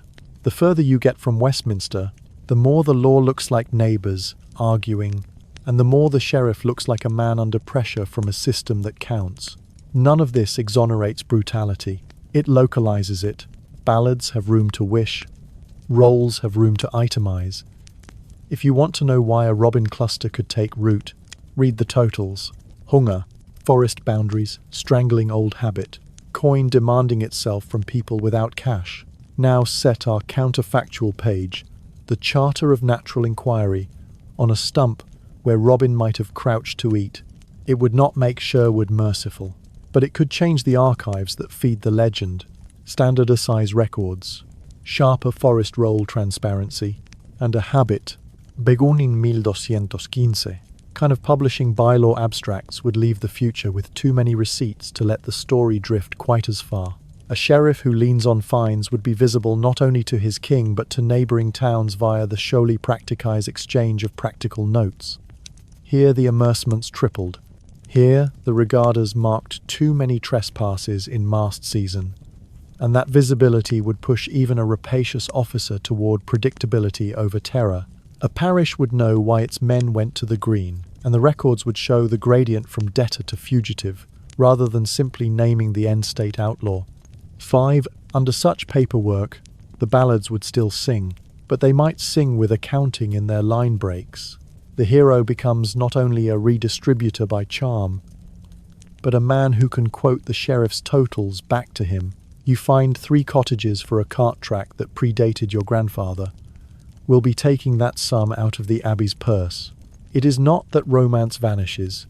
It is that grievance becomes legible, which is harder to gild. Marion could still dance at May. She might also carry a list. We should not flatter ourselves with a Robin who drafts petitions.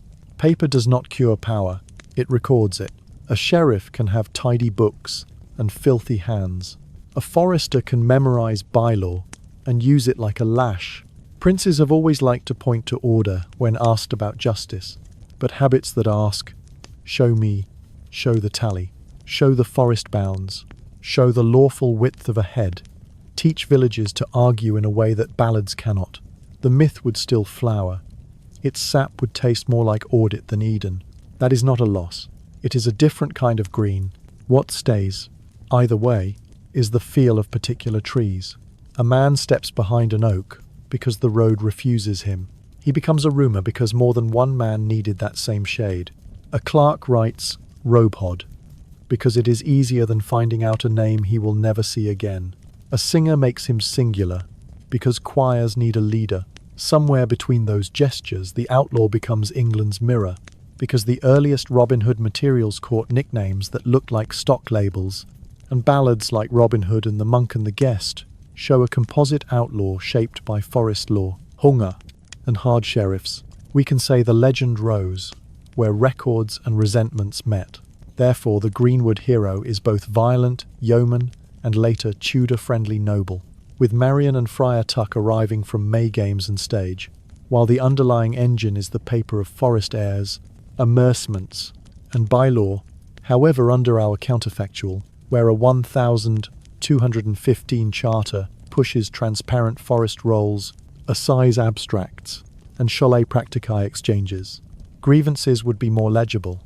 Sheriff's exactions quantified, debtor, fugitive pathways recorded, and the ballad's justice shaded by totals.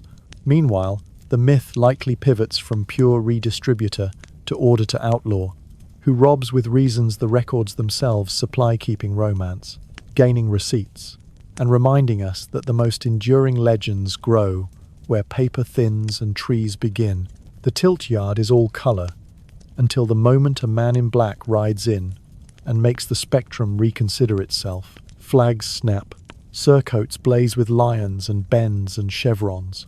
Shields speak in the grammar of beasts and bars, and then a rider whose harness drinks the light canters along the rail as if the sun had forgotten a page of the programme. A murmur moves like thistledown. The Black Knight, not a curse, notkite sheer. A description first, a meaning only afterward. In a world that thought in pigment as readily as in prayer, black was a word of blazon before it was a mood. Heralds called it sable, and wrote it on their rolls as briskly as they wrote gules for red or azure for blue. A field sable could carry a wolf courant. A bend sable could strike across a lion. An all sable could frame a family's boast. Dyers, vats, and painters. Shells kept pace with ambitions. Horse trappers drank dye as if fabric were a second hide. A knight might wear a black jupon over mail because his house livery demanded it. He might lacquer his helm so that lance heads glanced and eyes widened. None of this made him a villain. It made him legible at a gallop. There were other reasons to go dark. Tournaments allowed a species of play called arms. Plaisance, arms for pleasure, in which a knight could fight incognito, disguising or covering his bearings to test himself without rubbing his neighbour's raw. A shield plain sable no device made, a useful mask. Poets loved the ruse. A nameless rider in black arrives, topples 3 proud men, rides away with a bow that manages to be both courteous and smug. And the next morning a friend wearing colours, refuses to explain why he looks as if he has slept inside a bell, romances stacked decks with men in black, red, green, white, each colour a clue or a misdirection. The Black Knight of story was often the unknown, not the damned. Some black riders became magnets for memory. Edward of Woodstock, the 14th century prince who broke French armies along the rails of Poitiers and Limoges, carries the nickname the Black Prince, like a coal smudge on a gold coin. Why black? The answer does not sit still. One tradition says armour, a taste for darkened harness, or a sable-rich surcoat that stuck in French mouths. Another points to deeds chevauchés that burned towns, a reputation among the beaten that darkened more than metal. A third reminds us that the epithet appears late, whispered by chroniclers after his death, which makes all explanations aftercare. What is certain is that contemporaries saw a prince whose device 3 ostrich feathers and hdn and arms the royal lions with a label were well known and recorded. The night-coloured aura is largely a poster hung later. That is the point we are chewing here. Record versus romance. In the lists, a black-armoured man is a blazon, and a name. Heralds at tourneys did not watch colours whirl and shrug. They called the arms, stood with parchment and pen, and entered who bore what, who broke how many lances, who sat to right or left, of which banner, rolls of arms the daring, the parliamentary, the gallery stacked sable fields beside, or in argent like calm shop ledgers.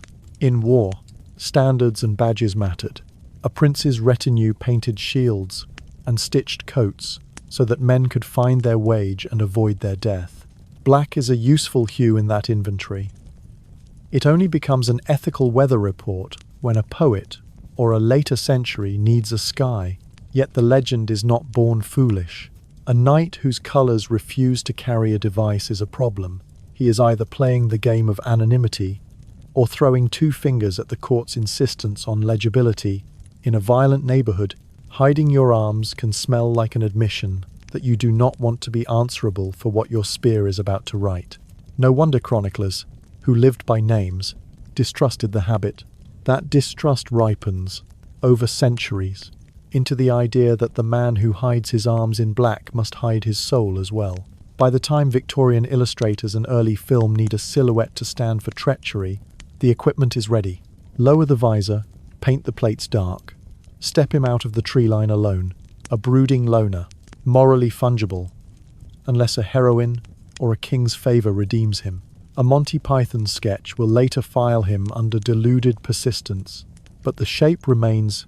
If you long for a counterscene to that brooding figure, stand at the edge of a pas d'armes, a passage of arms, where a knight builds a story out of ceremony. He and his companions post a shield on a tree near a bridge, issue a courteous challenge to all travellers, and pledge to tilt 3 courses with anyone who touches the shield.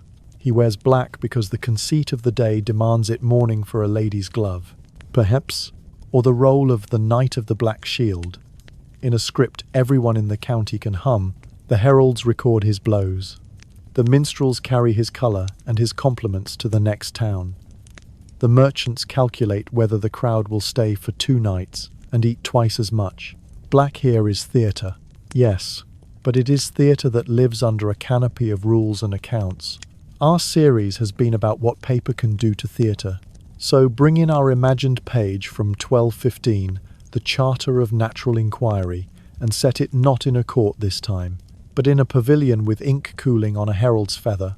The Charter's habit of record first would, in this corner of life, fatten tournament logs sooner, and thicken heraldic registries across counties.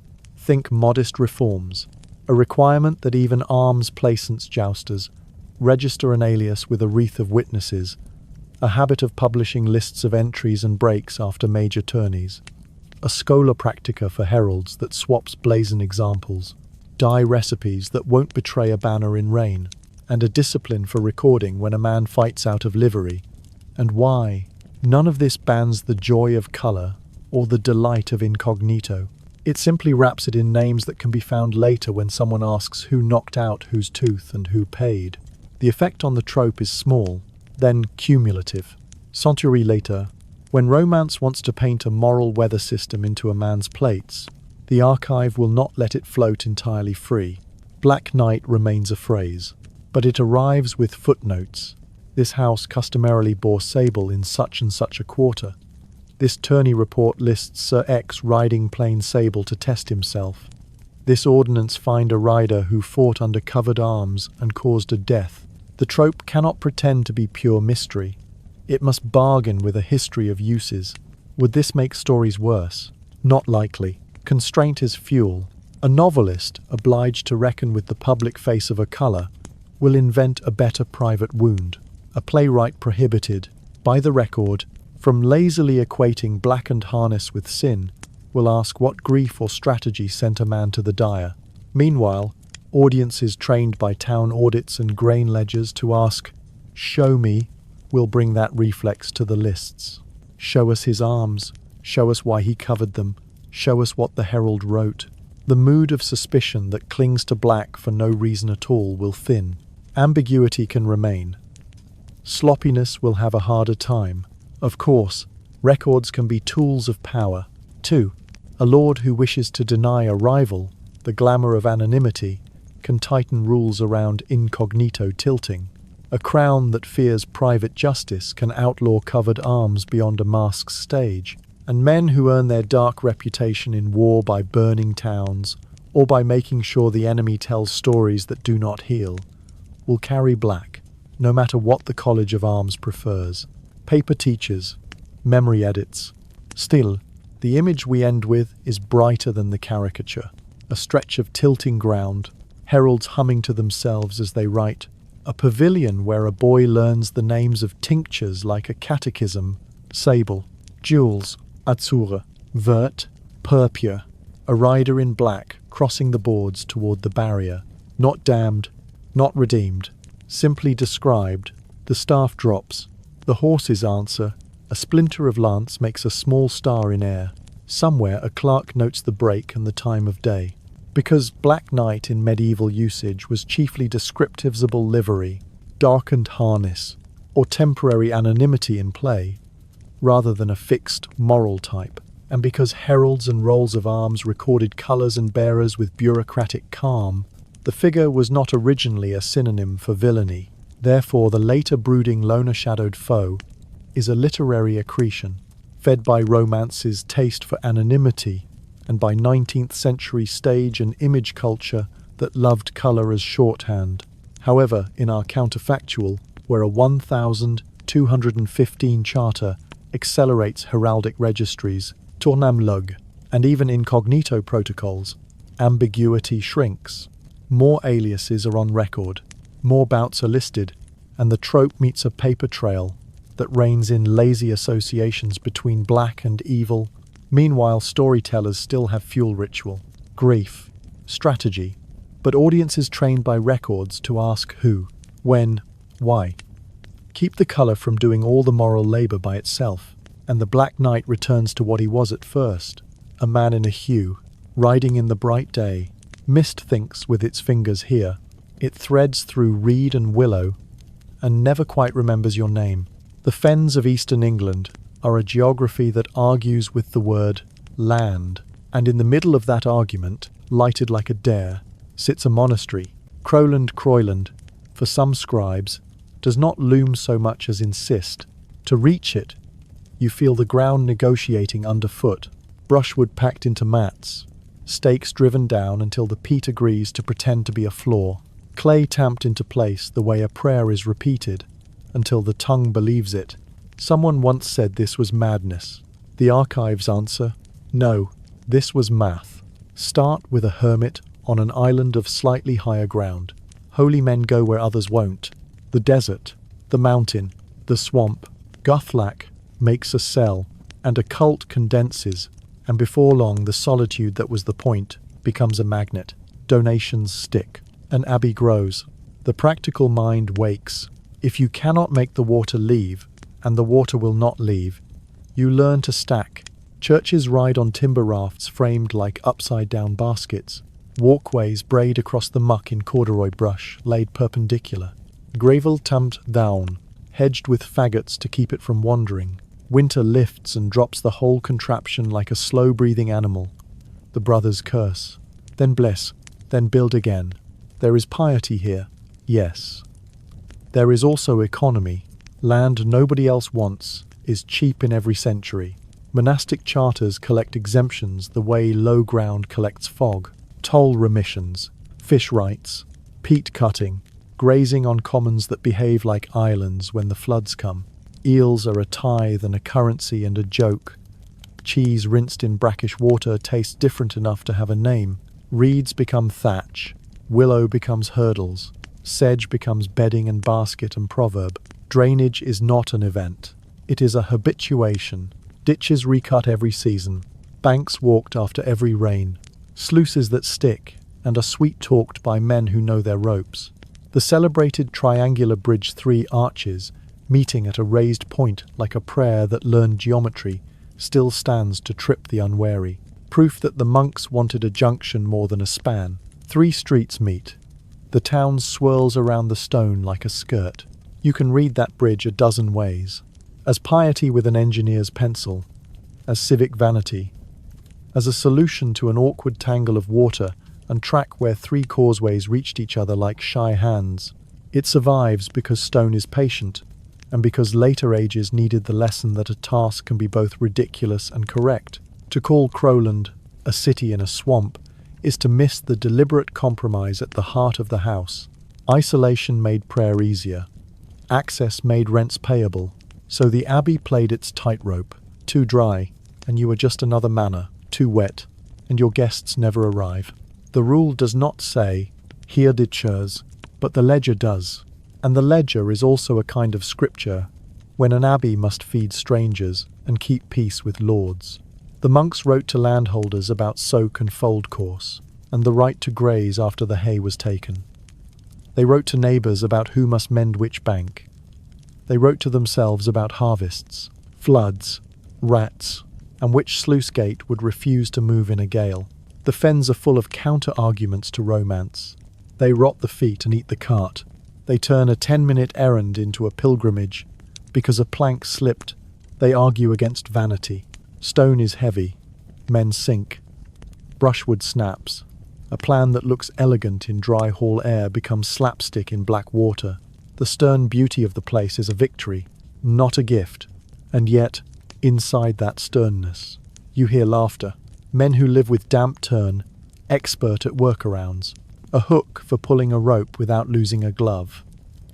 A way to hear, at night, whether the wind is unseating a bank. A story that ends with someone losing a shoe and everyone else feeling better. Later centuries like to suppose that monks were dreamy accountants of angels, while laymen did the digging. But the charters and pipe rolls and custumals do not blink. They list corvée owed to drains and boon works traded for time on abbey mills. They specify when peat may be cut and how deep. They chide tenants who load a causeway with carts too fat for spring. The scriptorium's light falls on geometry as often as on gloss. A marginal non-sick can sit beside a saint and beside a measurement. Not so, says the hand, about a miracle and about the width of a plank. It is the same voice. And this is where our theme paper, as a kind of mercy, fits its fingers under the fen's edge and lifts. Crowland's genius is not only that it stood where it had no business standing, it is that it wrote down how, not as a treatise though, some houses did, but as custom, how many men and when, how many loads and where to dump them, how to pay the ditcher when his boots rot, what to do when the hoarfrost makes the bank a liar, Those notes travelled whenever a conversus moved, whenever a daughter house sent for help, whenever a reeve came on visitation and memorized a trick that solved a problem he had not known how to name. Now, take our counterfactual, our 1215 Charter of Natural Inquiry, and seat it on the Abbey's parlour bench.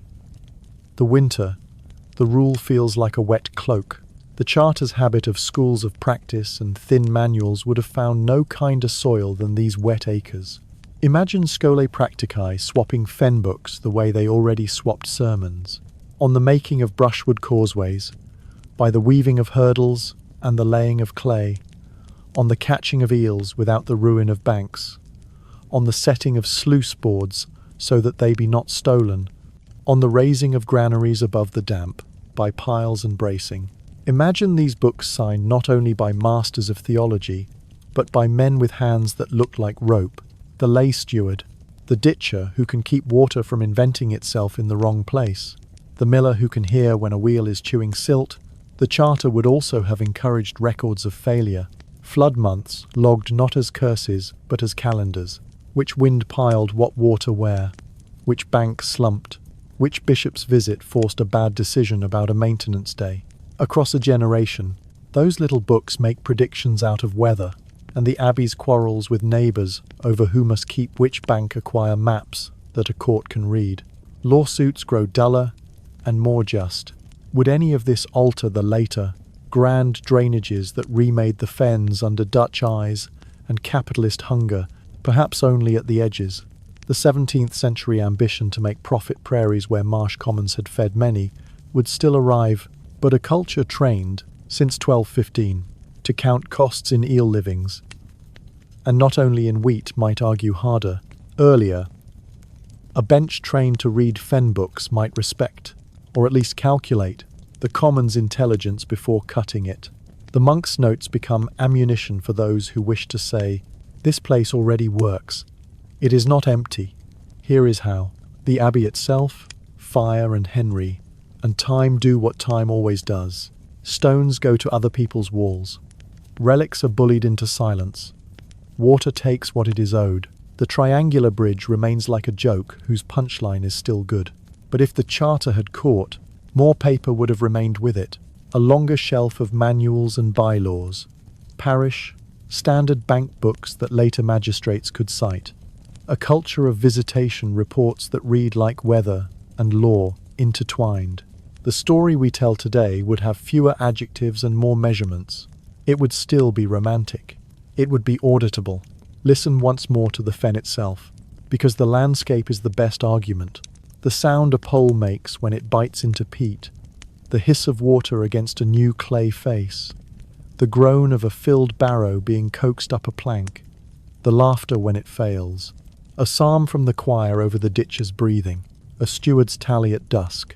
The place teaches its own theology, grace as maintenance, hope as habit, salvation as keeping the bank one more season than you thought you could.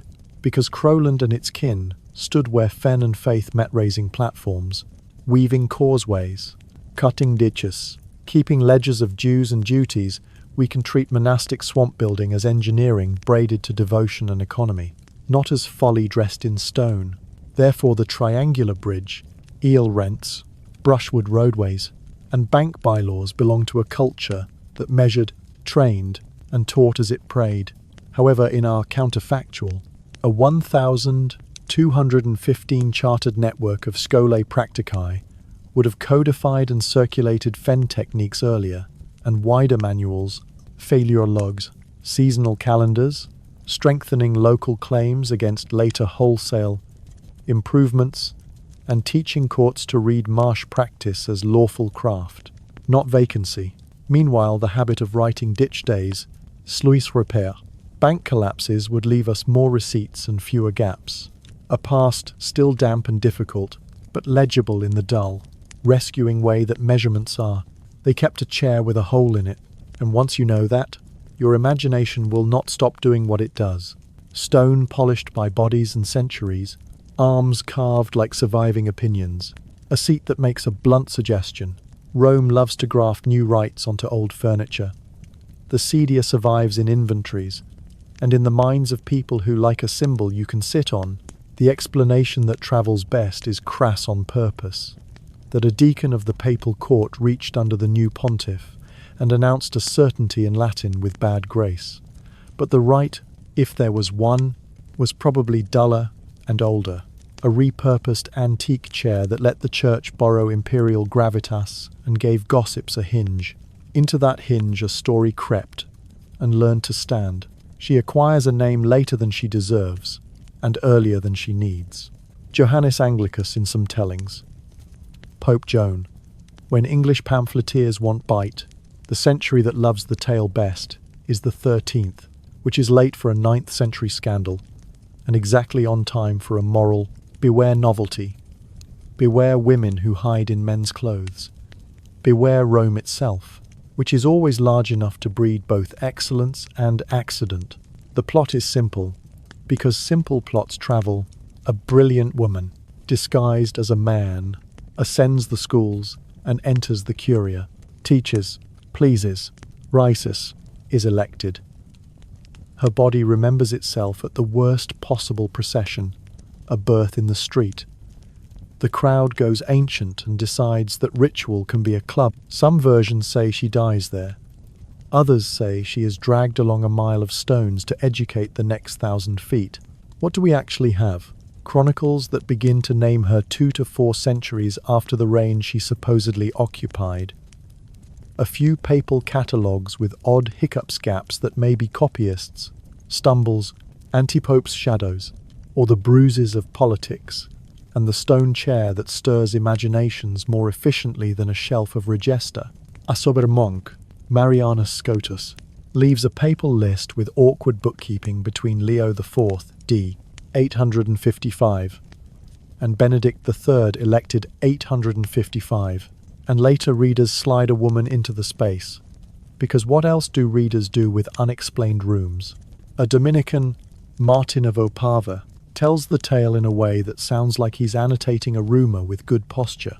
City guides point tourists to a street where a bad thing allegedly happened, because streets always want meaning. Tarot decks draw a popes, because allegory enjoys transgression, and later centuries pretend the card is a documentary. Somewhere in the middle of all this, a chair with a hole suggests a test that probably never existed as the joke wants it to, and yet it sticks because everybody has a throat and can feel it close. The temptation is strong to resolve the case with a bang. Forgery. Shout some. The tale was weaponized to make Rome look silly or to win an argument about women's nature. Suppression. Shout others. The church cleaned the lists to erase the story and failed to persuade the stone to be quiet. The record refuses both simplicities. What it offers instead is a layered city lists, copied with more ambition than accuracy. Chroniclers who recycled moral stories under the pressure to fill, and a clergy that truly did dislike uncertainty enough to invent rites that drew lines around rumours. The chair may have arrived centuries earlier with Byzantine baggage. The route, change in papal processions, if there was one, may have had more to do with crowd control than with a street that had seen too much. But legends, once they learn a good corner, do not move on schedule. We do not need Joan to be true to need her in the archive. She reveals a pressure point, the place where literacy, ritual, and anxiety about bodies meet. The Middle Ages did accommodate women who taught. Hildegard wrote, Eloise answered, abbesses, managed with a legal personality grown in careful soil, but orders guarded priestly power like a fire that could go out with one ill wind. A tale about a woman in the papal chair lets a century process 2 fears at once, that the wrong body might hold the right office, and that God might allow it long enough to make us wonder what, exactly, counts as right. Now pull our thread from 1215 through this room, the way a conservator threads linen through a fragile binding. If Lateran IV had adopted our imagined charter of natural inquiry, that fusion of piety with procedure, it would not settle the question of a 9th century pope. It would, however, change the texture of later centuries' memory. The charter binds physicians to court in matters touching the body, fixes custody of proof, and cedes scholae practicae that swap not only grain rules and wound charts but record-keeping habits.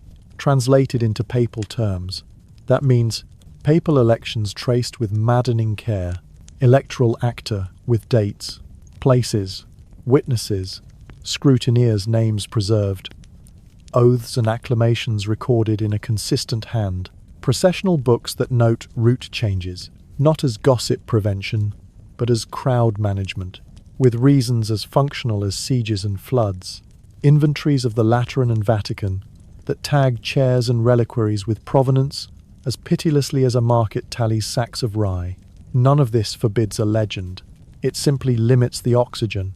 When a 13th century chronicler reaches for the Joan story, he faces shelves. If he wants to wedge a woman between Leo IV and Benedict III, he must break the spine of acta that carry the names of the priests who counted votes in 855. The day of enthronement, the list of bishops who signed the first privileges. He can still copy the tale monks, copy tales because silence is worse. But the tale meets paper and shrinks. The sedia keeps its whole, but its label reads, marble seat, Roman work reused, with an inventory number that marches back into the register until the gossip has to change tense. Was believed, was said, had been rumoured. Would a chartered Rome also study the rumour? Possibly. The same instinct that turns bleeding into notes might produce a Tractatus de Rumoribus, a short manual for pastors on how to answer persistent tales. If the faithful ask about the woman in papal garb, it would advise, speak of discernment, how the church tests doctrine, not genitals, how orders are signs, not superstitions, how records are not a lack of faith, but a kind of charity that keeps truth from being bruised by clever stories. A sermon can love a legend and then gently set it down. There would be pushback. Writers who live on exemplar short edifying stories do not enjoy being told their best one smells of wax and ink. Anti-papal polemicists would invent new props. Devotees of the Popess card would keep drawing her because allegory is stubborn and private, and the emotional power of the Jones story, the audacity, the brilliance, the moment when a city witnesses a body contradict an office would not go away because you listed witnesses at an election 60 years earlier. Paper is not a cure. It is an adjective. It modifies our nouns. It turns scandal into scandal. Alleged. It turns chair into chair. Inventoried. The place where this matters most is not the library. It is the street. Legends like Jones tell populations what to think about women and power, and the trustworthiness of institutions. In a culture taught, since 1215, to say, show me kindly and without sneer, rumours take longer to become policies. Bishops who want to fence women out of music or learning must argue from doctrine, not from street birth. Reformers who want to hammer Rome must confront receipts, not only tellable scandals. And girls who hear the tale in whisper find themselves surrounded not only by the thrill of transgression, but by names of abbesses, teachers, physicians, patrons, women whose signatures live in registers thick enough to make the popess feel less like a lonely miracle and more like a cheap shot at a crowd that did not read. We still walk down the street, where a guide points to a corner and says here, the chair still sits, heavy with interpretations. The tarot's popess still looks at us with a calm that might be irony. None of that has to go. Legends can sit beside lists, if both learn manners. The quiet historian's hope is not to cancel the story, but to give it a room with proper labels and windows that open. It is cool in here. The air moves. Paper does that, because the Popess Pope Joan tale blooms in 13th century sources long after the purported mid-9th century gap, and because papal lists and Roman furniture, E5, G, the sedia with a hole, invite allegorical readings. We can say Joan is best treated as a medieval moral legend, perched on ambiguities in catalogues, and on a very suggestive chair. Therefore, the story tells us more about anxieties around bodies, office, and ritual than about an erased pontificate, and it thrives where provenance is thin and exemplar are useful. However, in our counterfactual, where a 1215 Charter of Natural Inquiry normalizes election acta, processional records, and artifact inventories, later chroniclers would meet a paper wall, fewer gaps to wedge a popes into, more labels to tame furniture into objects with histories, and pastoral manuals to answer rumors with doctrine plus receipts. Meanwhile, legend would persist as allegory tarot, sermons, street tales, but its policy power would weaken, and girls hearing it would do so, in a world with documented women, in learning and governance, letting the myth take its proper seat near the window, under a card that reads, Story, Notable, Provenance, Weak, Tuvin. The hall is warm, then too warm, because the men have filled it with breath and smoke, and the thud of palms on wood. Someone has kicked snow from his boots, and it turns to steam near the hearth. The doors are shut against the winter, and the world narrows to a circle of firelight, where a drummer has found the one phrase that makes feet work, even when minds hesitate. On the rafters hang pelts that still remember the shoulders they once gripped. Bear, wolf, not costumes, so much as claims. A man steps forward wearing one, as if it had decided to become his name. His face is already translated, a jaw that forgot it was meant for talking, teeth worrying the rim of a shield, as if the wood had offended him. You think this is theatre, until he throws his head back and the room feels smaller because the sound he makes is not a word. Later, because the later always arrives, you will read a scribe's hand, tell you this was berserksgangra, the going berserk, a battle fury that swallowed men and spat out something the sagas are careful to call human, even as they suggest it wasn't. Ynglinga saga will say they howled, bit the rims of shields, could not be wounded or frightened, that their rage made them stronger than sense. Enemies' chronicles will prefer practical fear, that when a few of these men ran at a line, with their eyes widened away from thought, the line moved even before the axes touched it. Tactics by awe, a doctrine of first collision. The men behind them, farmers with good shoulders and bad tempers, found courage in the gap someone else had punched. What lived under the pelt? Not a single thing. A braid, ritual first fasting, wakefulness, cold water on a hot head, breath held and released in a pattern that makes hands tingle.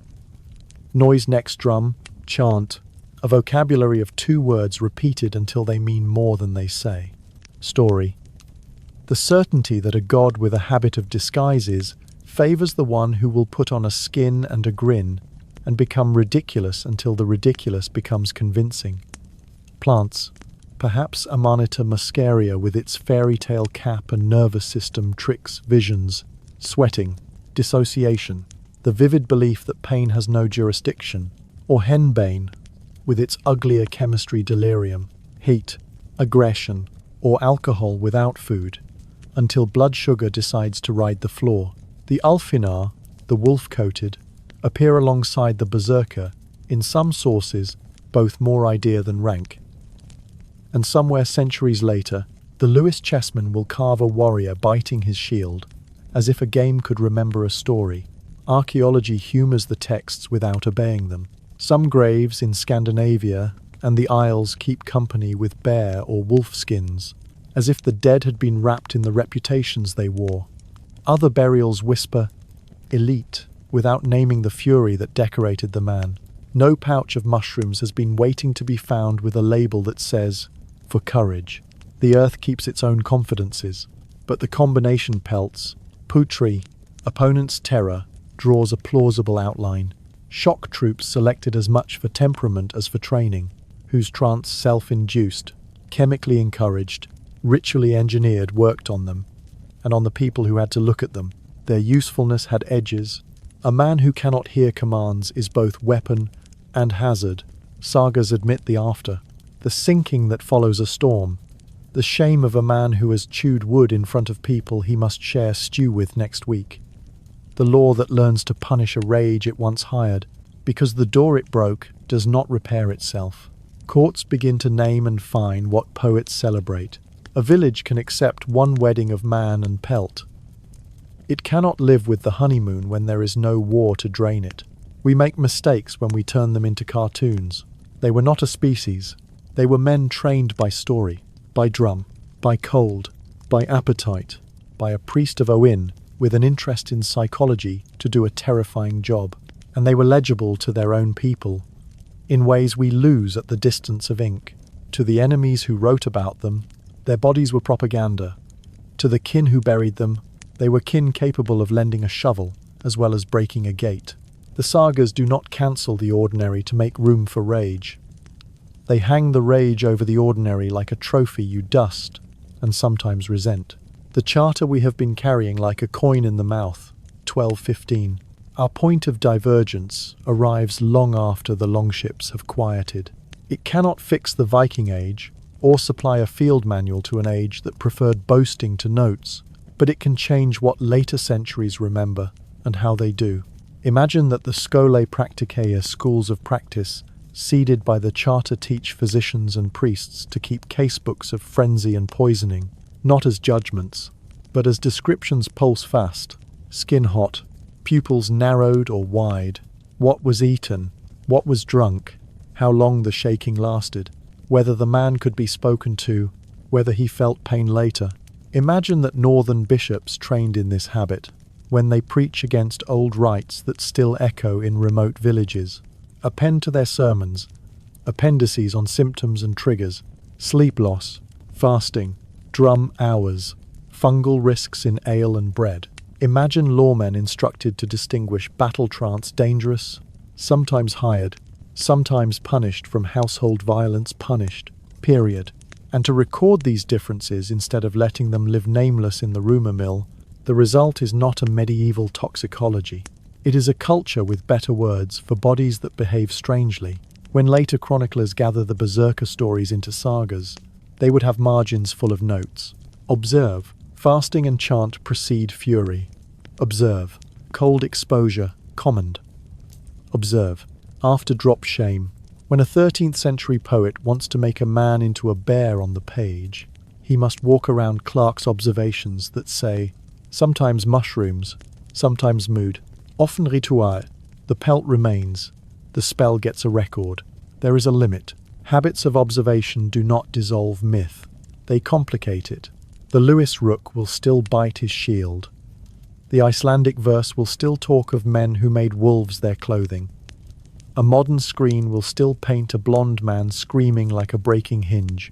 And Christian moralists will still use the old stories to sermonize against pagan excess, even as they copy the sagas in a side room and note where the grammar pleases them. The charter cannot make a druid into a doctor. It can give a monk who is both a reader and a nurse the language to say, kindly, this is how they looked, this is what it cost. That, well, if you want the counter scene, set it in a cold market town in the 13th century. A bralf, a drum from the alehouse where the ship hands have made friends with withholding. A man who begins to shake the way a horse does in flies. The reeve calls for the physician, as well as the deacon. They log witnesses, time, what was drunk, whether the man bit wood or people, whether he could be calmed by cold water and bread. Next year, when a poet asks for stories of the old berserkers, the town clerk can say something useful, rather than only something impressive. That is the difference between legend and ledger we keep kneeling toward in this series. One makes your pulse faster. The other keeps the grain accounted for when pulses stop, because sagas and opposing chronicles describe berserky Rulfina men in pelts, shield biting, battle fury used to break lines and graves and chessmen, converge around symbol as much as evidence. We can treat berserkers as ritually engineered shock troops, with possible pharmacological assists. Amanita, muscaria, henbana, en plus fasting, chant, cold, and story. Therefore their effect was tactical and psychological on foes, and on themselves with aftercosts that law and custom learned to manage fines, shame, post-battle hazards. However, with our 1215 Charter of Natural Inquiry, later medieval Europe would cultivate casebooks for frenzy and poisoning, sermons with symptom appendices, and legal distinctions, logged between ritual battle trance and ordinary violence, so that saga memory acquires margins full of observations. and the berserker becomes less werbeast and more human ritual under strain. Meanwhile, myth persists: the pelt, the roar, the rook who bites his shield because performance outlives paperwork. But audience is taught to ask what was eaten, how long, who saw, what healed will hold both truths at once. The legend that chills the hall, and the notes that make the hall safer tomorrow. At first it looks like stubbornness wearing shoes. July 1518. Is Strasbourg, heat in the stones. A woman steps into a lane and begins to move, as if the body has remembered a promise the mind does not recall making. She is called Frau Trophia in some lists, and the first hour you can pity her, the second hour you can scold her. By the third, the neighbours have learned to watch, because watching is the one thing a city can do in common without paying a tax. By evening, a circle has formed that no one calls a crowd until the drum-like rhythm of her feet persuades other feet to borrow it. The next day there are more of them. The day after, enough that the city begins to feel like it is rhyming too loudly with itself. Guildsmen argue at doorways the way they always do. The bakers about rye, the physicians about humours, the priests about saints, who answer when summoned by certain footfalls. Counsellors, annoyed that chaos will not take a number, choose a gesture that sounds like mercy because it is visible, a hired band, a platform, a plan to dance it out. Men carry a stage toward the square as if spectacle could be a broom. Music arrives where silence is the medicine nobody can prescribe in public. The sweating bodies do not slow. Some stumble and continue. Some bleed and continue. A few fall with a finality that the drummer cannot pretend not to notice. The sound that changes the city's mind is not a sermon. It is the thud of collapse repeated enough to be a policy. Records those municipal souls who hate drama and love verbs, write what they can. We have ordinances tightening around music, notices for alms and transport, payments to men who carry the driven to a shrine. We have later writers who give the event a name that travels, the Dancing Plague. We also have a room in which theories pace like relatives, ergotism, the rye mold, that consult bread with visions and spasms, and an itch for movement so fierce it consumes the skin from the inside possible. Though ergot episodes usually come with gangrene and convulsions, less like choreography and more like storm. Mass psychogenic illness, the body obeying fear and stress, the way iron obeys a magnet possible. And the summer was hard with hunger and rumour, and the kind of piety that climbs the spine like a ladder. Neither theory can have the room entirely. Both get a corner. The city, which cannot eat a theory, tripossession, alms, and moving the afflicted out of sight. What the street remembers is the heat and the watching, and the way the watching made the movement worse. Attention throws fuel on phenomena that feed on it. A square knows this even when a council forgets. The drum is an accelerant, so is the stage. If the line between help and audience was thin in 1518, it is because the two feel the same for the first hour. Lay our counterfactual on the council bench, the Charter of Natural Inquiry, 1215, and watch how a habit can make a different day. For 3 centuries, the Charter has been teaching cities to keep grain books and miller inspections, to log fungus in sacks, and tingling in fingers, to separate portent from poison by writing down what the mouth ate and when the skin burned. It has been training physicians to keep casebooks that describe movement without moralizing it. Onset, pulse, heat, the contagion of sight. It has been telling priests to staple appendices to sermons how to quieten a square, how to feed before you forbid, how to move sufferers into cool rooms with water and salt and shut doors and no music until body and breath. Remember each other. It has been teaching town councils to issue immediate orders in a language people can obey, disperse spectators, close platforms, restrict drums, open granaries at cost, test rye, fine bakers who cannot show their sieve logs, assign wardens to rotation, food, shade, privacy. Under that habit, the Strasbourg file would look different on day 2. A clerk who has already learned to fear rye in a wet spring posts a grain inspection and finds either nothing pointing to stress or something pointing to ergot, and either way, the music does not arrive because the manual forbids entertainment where attention is the sickness. The afflicted are not shamed, they are hidden from applause. A guild that knows its bread can become a drug, keeps cleaner bins and shorter sacks. Priests preach St. Vitus without building a procession around him. The city remembers to remove the crowd before it remembers to explain. Would it stop the summer? Not entirely. A mood can loop inside a city, the way wind loops inside a cloister. The charter cannot abolish misery, hunger, heat, or the theology of panic. It can make paper that stands where panic used to stand. It can make officials who like to be seen for their kindness learn to love being seen for their instructions. It can turn a spectacle into a protocol. Water, bread, shade, quiet, grain inspection first, sermon last, report on Monday. It can exchange a band for a ledger and call the ledger mercy. Listen again to the lane on the first day, because no policy should erase it. The woman is moving, because movement is the one thing her body can make that interrupts the noise inside it. Her neighbors watch because watching is cheaper than help for the first 10 minutes. The city learns slower than a body does. Our counterfactual is only an accelerant for learning. It does not make men kind. It gives the kind men better tools. Because Strasbourg's 1518 outbreak is attested in council records and later chronicles, with a likely single initiator often named Frau Trophia, and a spread into dozens or hundreds, we can say a sustained, involuntary dance gripped a city strained by heat, hunger, and piety. Therefore, the two leading explanations, ergotism, rye mold, and mass psychogenic illness, stress-amplified movement, frame the phenomenon, the first chemical, the second social, with stages and bands plausibly exacerbating it. However, with a 1,215 chartered culture of grain inspection logs, physicians' casebooks, and crowd management edict, disperse audience, bend drums, provide shade hydration, move sufferers indoors. Such outbreaks would likely be shorter and less lethal, because attention and contaminated food would be addressed instead of amplified. Meanwhile, even under best practice, the city would still feel the pressure of summer and fear, but the file it leaves us would be thicker. What was eaten?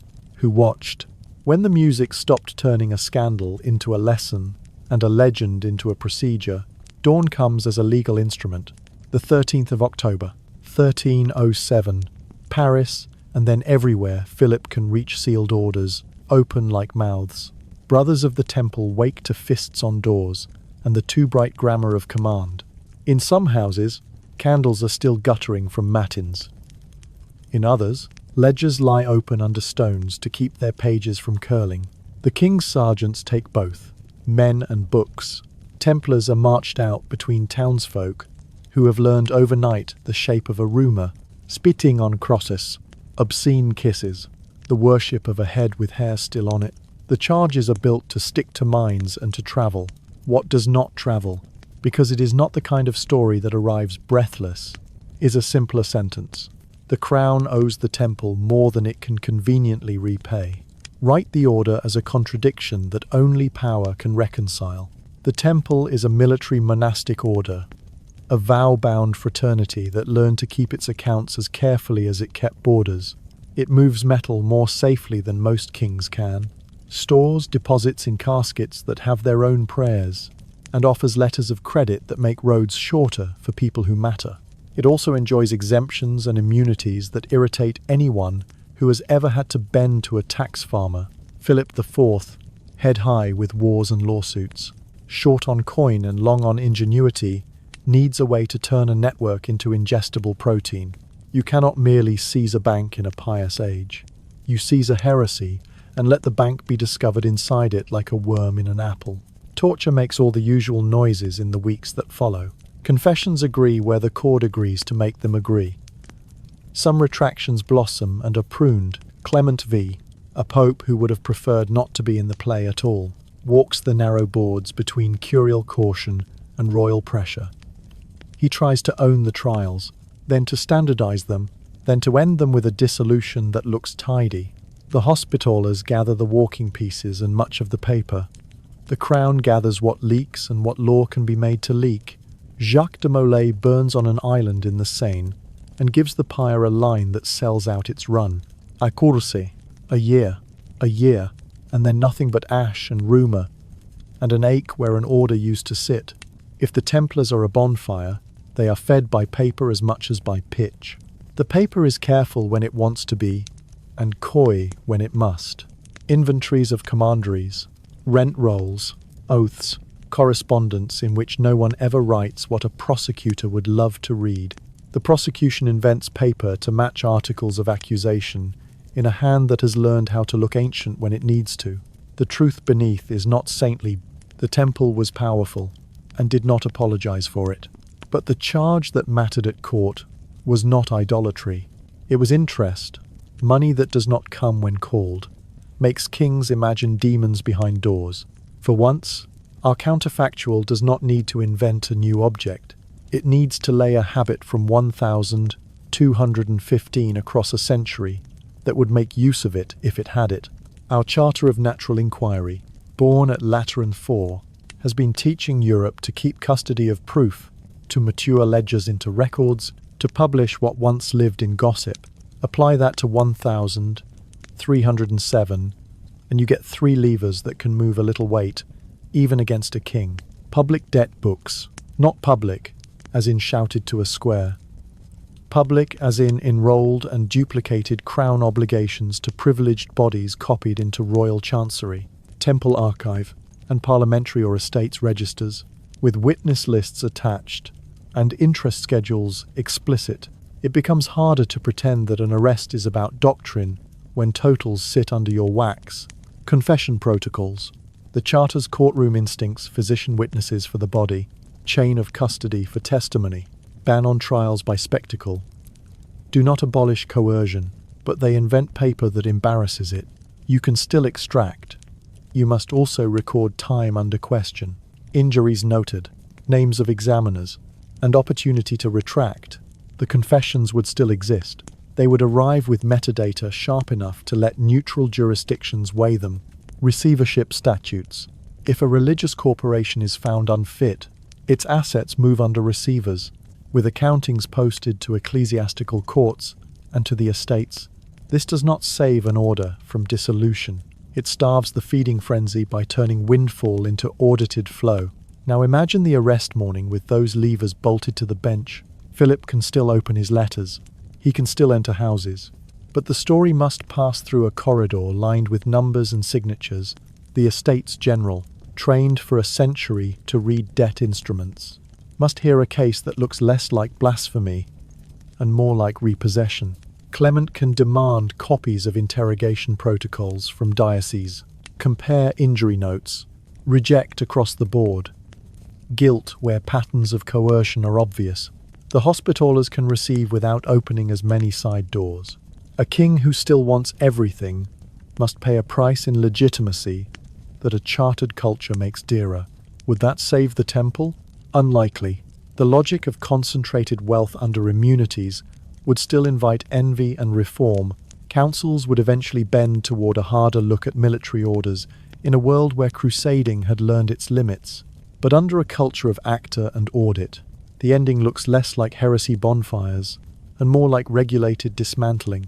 Pensions for old men, transfer of the network to a crown, tested, church-supervised treasury function, regional houses stripped of militancy and turned into hostels, hospices, archives. The king would still take what he could. He would do it with more parchment and fewer torches. Meanwhile, the word that keeps us honest, Friday the 13th, would still learn to love a story. Popular calendars do not read enrollment schedules. They memorize incidents. The temporal rhyme Friday, 13th, to arrest offers a mnemonic. Any century can sing.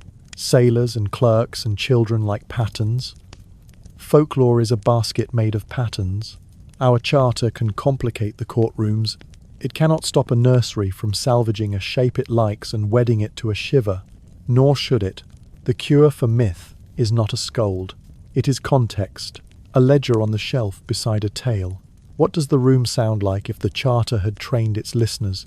On arrest day, parish talk includes numbers. They took the brothers. Someone says, and here are the sums that do not love them. A merchant mutters the rate he paid on a letter of credit. A sergeant counts sacks and says out loud, how many fell open? A priest preaches idolatry with a face that will not forget the king's debt book. The ash of Demolay still rises. But when it drifts across a city that has learned to ask for receipts, it settles faster. The rumour about the head keeps its beard and loses some teeth. Because the 1307-1314 suppression of the Templars involved royal debt, mass arrests, coerced confessions, papal ambiguity, and eventual dissolution transfer of assets, we can read the episode as a financial seizure in religious costume. Therefore, Friday the 13th the Etch endures as a later superstition attached to a date that already carried drama, while the real driver's cash flow, immunity, pressure stay quieta. However, in our counterfactual, a 1215 charter culture of public debt enrollment, interrogation metadata, and receivership auditing would have constrained the purge's story and spoils, more paper, fewer bonfires, a dissolution that looks like regulated receivership rather than universal heresy. Meanwhile, folklore persists dates like patterns. Patterns breed luck and dread. But audiences taught to look for ledgers alongside legends would keep the torchlight from being the only light in the room. The cauldron pretends to be a witness. It does not blink when the priest blesses it. It does not care when men whisper the word ordeal, as if it were a rope you can hold. What it does is boil. The iron, red where it remembers the forge, lies across a pair of tongs like a promise. The accused is a miller's son, with hands already ruined by work. He looks at the iron the way a man looks at weather. The room smells of fat smoke and wet wool. There are candles, and there is a book, and there is a crowd that would like justice to walk in on 2 feet. You can see the rite is exact because fear prefers choreography. 3 days of fasting and prayer, a vigil, the priest.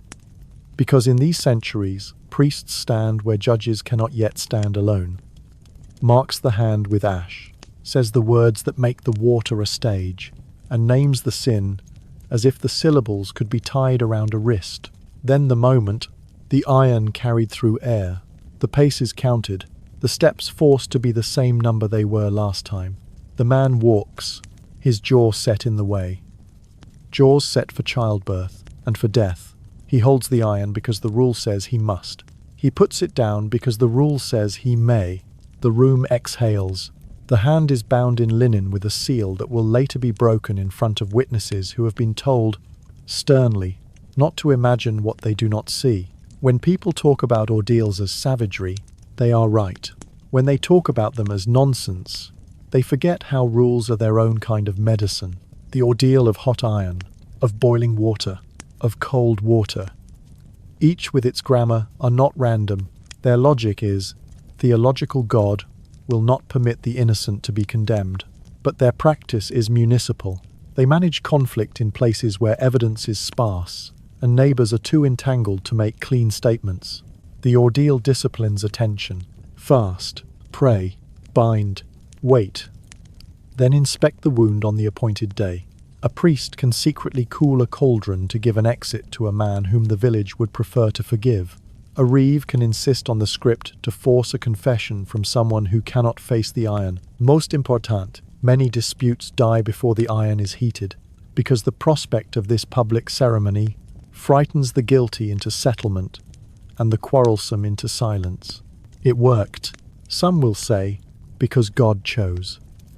Others say it worked because priests did. There is truth in both. The censors of the rite, the men who decided whether a wound was clean, were experts in healing an excuse. A little oil, a looser bandage, a verdict, a shade more generous, toward a hand that had struggled to mend. And then there was psychology. Deprive a man of sleep and food, flood him with prayer and eyes, to make the ceremony the only route, through shame, into normal life. And bodies do strange things: numbness, trance, endurance beyond expectation. These rites are not machines for truth. They are machines for closure. The cold water ordeal is where modern minds bridle most. The bound body thrown into a pond. Float guilty. Sink innocent. Water, said the theology, is pure and rejects the sinful. But the practice is subtler. Tide, just so. A body floats in a way you can read, and the water is more river than pond. A stage chosen by men who know the current.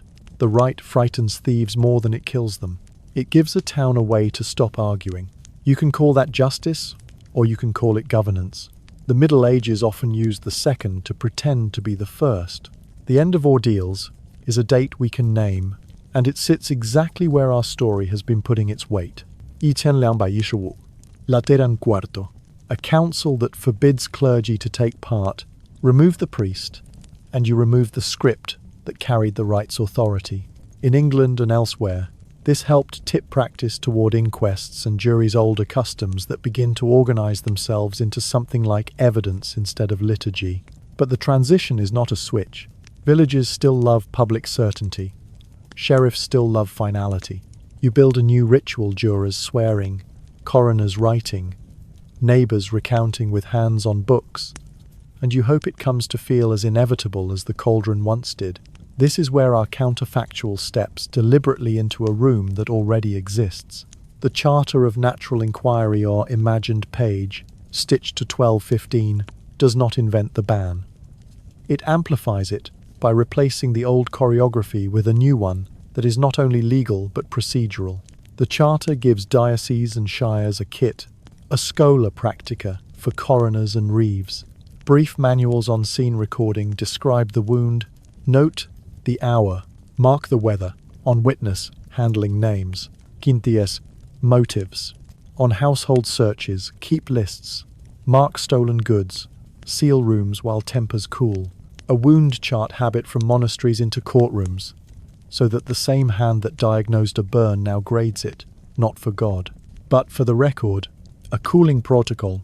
If you insist on an ordeal in a stubborn parish, the manual sets water temperature, iron weight, distance, inspection interval, turning what had been priestly discretion into parameters that either expose the rite as theatre or restrain its cruelty into near meaninglessness. A jury primer in the vernacular, what it means to swear, how to separate rumour from sight, how to be neighbours without being partisans. The point is not to make medieval England into a law school. It is to give the pleasure of procedure to the same people who once loved the pleasure of ritual. You cannot subtract theatre and expect loyalty. You have to replace it with a different performance. The inked inquest roll read aloud. The 12 men speaking in turn. The sergeant who knows how to ask a question without preaching. Picture a parish that refuses to let go. The reeve insists on an iron. The priest, citing the charter and the council, refuses to bless. The manual offers a compromise that starves the rite. Iron cooled by measure, hand bound by a lay clerk, inspection by 2 surgeons. And the dean, report filed, fine schedule noted if any part of the rite deviates. The spectacle dwindles. The habit remains. Writing, witnesses, time. The next case does not bother with iron, because the paper has begun to scratch a groove in the mind like water cuts a channel in a bank. Would this make justice kind? Not automatically. Juries can be as cruel as ponds. But where ordeals have taught a population to love final pronouncements, the Charter would teach it to love process, not as a stall, but as a way to share blame for a decision. Priests who once warmed to the drama of sacral tests would discover the pride of a well-kept register. Sheriffs who liked a crowd would learn to like a role they can show to a judge. The poor would still be poor. The powerful still practiced at turning rules into cushions. But the entry point for mercy grows wider when you can point to a protocol and say, "We followed it," or "We did not. Fix it." 'Tis one ho. There is a cost. Slowness. Ordeals give answers in steam and pain. Inquests give answers in days. A town with a boy in the ground and a suspect at the table wants speed. The Charter's best trick is to ritualize slowness, to make the wait itself feel like piety. Bells mark the hours for the inquest, as they once marked the vigil for the cauldron. The same women who watch the binding watch the clerk write. The crowd becomes a class, because ordeals hot iron, boiling water, cold water were scripted rituals that resolved disputes by public choreography more than by evidence. They worked as closure machines in small communities with entangled lives. Priests, discretion cooling, grading wounds and psychology fasting. Fear helped shape outcomes. Therefore, Lateran Fourth's 1215 ban on clerical participation undermined their authority and nudged practice toward inquests and juries, where procedure began to replace liturgy. However, in our counterfactual, a 1215 Charter of Natural Inquiry would standardize replacements, coroner's kits, wound charts, cooling protocols that detheatricalize holdout rights, and vernacular jury primers, shifting loyalty from spectacle to process and making mercy easier to argue with paper instead of steam. Meanwhile, not all cruelty vanishes. Juries can err. Sheriffs can bully, but the center of gravity moves. From cauldron to roll, from priest's hand to protocol, from the instant comfort of a burn to the longer, more adult work of saying what we saw. They stitched sleeves on her. That is the detail that decides the room, a sow in a dress, led on a rope into a square where justice prefers wood to paper. Falaise, the late 14th century, though it could be any town with a gibbet and a memory that likes parables. The child is already dead. The mother is already a wound. The men who hold the cords have learned the kind of mercy that begins and ends in procedure. A bailiff calls the case. A clerk writes the sow's name, as if naming were the work that makes a life answerable. A priest speaks because a priest in this century is still the furniture of solemnity. They read the indictment into air that smells of dung and wool and something sour. The law is not confused. It knows how to kill. What it wants is theatre that will teach a street to be quiet. Animal trials make moderns laugh until the paperwork steps forward. The laughter quiets because the forms are steady. Domestic animals that harm, maim, kill. These the secular courts claim. They assign counsel, take testimony, and dress the condemned so that the sentence can pretend to be a mirror. The sow's sleeves tell the town that reason has been done.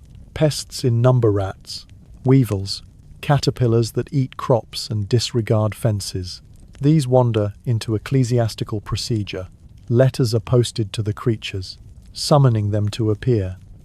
A proctor is appointed to speak for them with a seriousness that is both joke and scruple. The bishop's court issues excommunications and interdicts against vermin, with ceremonies that look like whether an attempt to negotiate with a plague by making it a parishioner. A famous sow in Falaise 1386 is hanged in clothing. A rooster accused of laying an egg is condemned for what a learned mind thinks the devil might hatch. Weevils are prosecuted in French vineyards, and rats defended in Burgundy by counsel, who argues that a summons cannot bind a creature that may be delayed by cats. The record is half solemn, half game, and entirely earnest about jurisdiction. It matters who hears the case, and under what law, because the point is not only to kill or expel, the point is to assign blame to the animal, as instrument, to the owner, as negligent, and above all, to a community that wants pain to sit in one chair long enough to be punished. Do they believe the pig is a person? No, and yes. Medieval law can call an animal a thing, and then make it answer to a persona role, without the contradiction burning down the court. The trick is old. A ship can be sued. A corporation can be fined. You give a body a mask so that remedies can find it.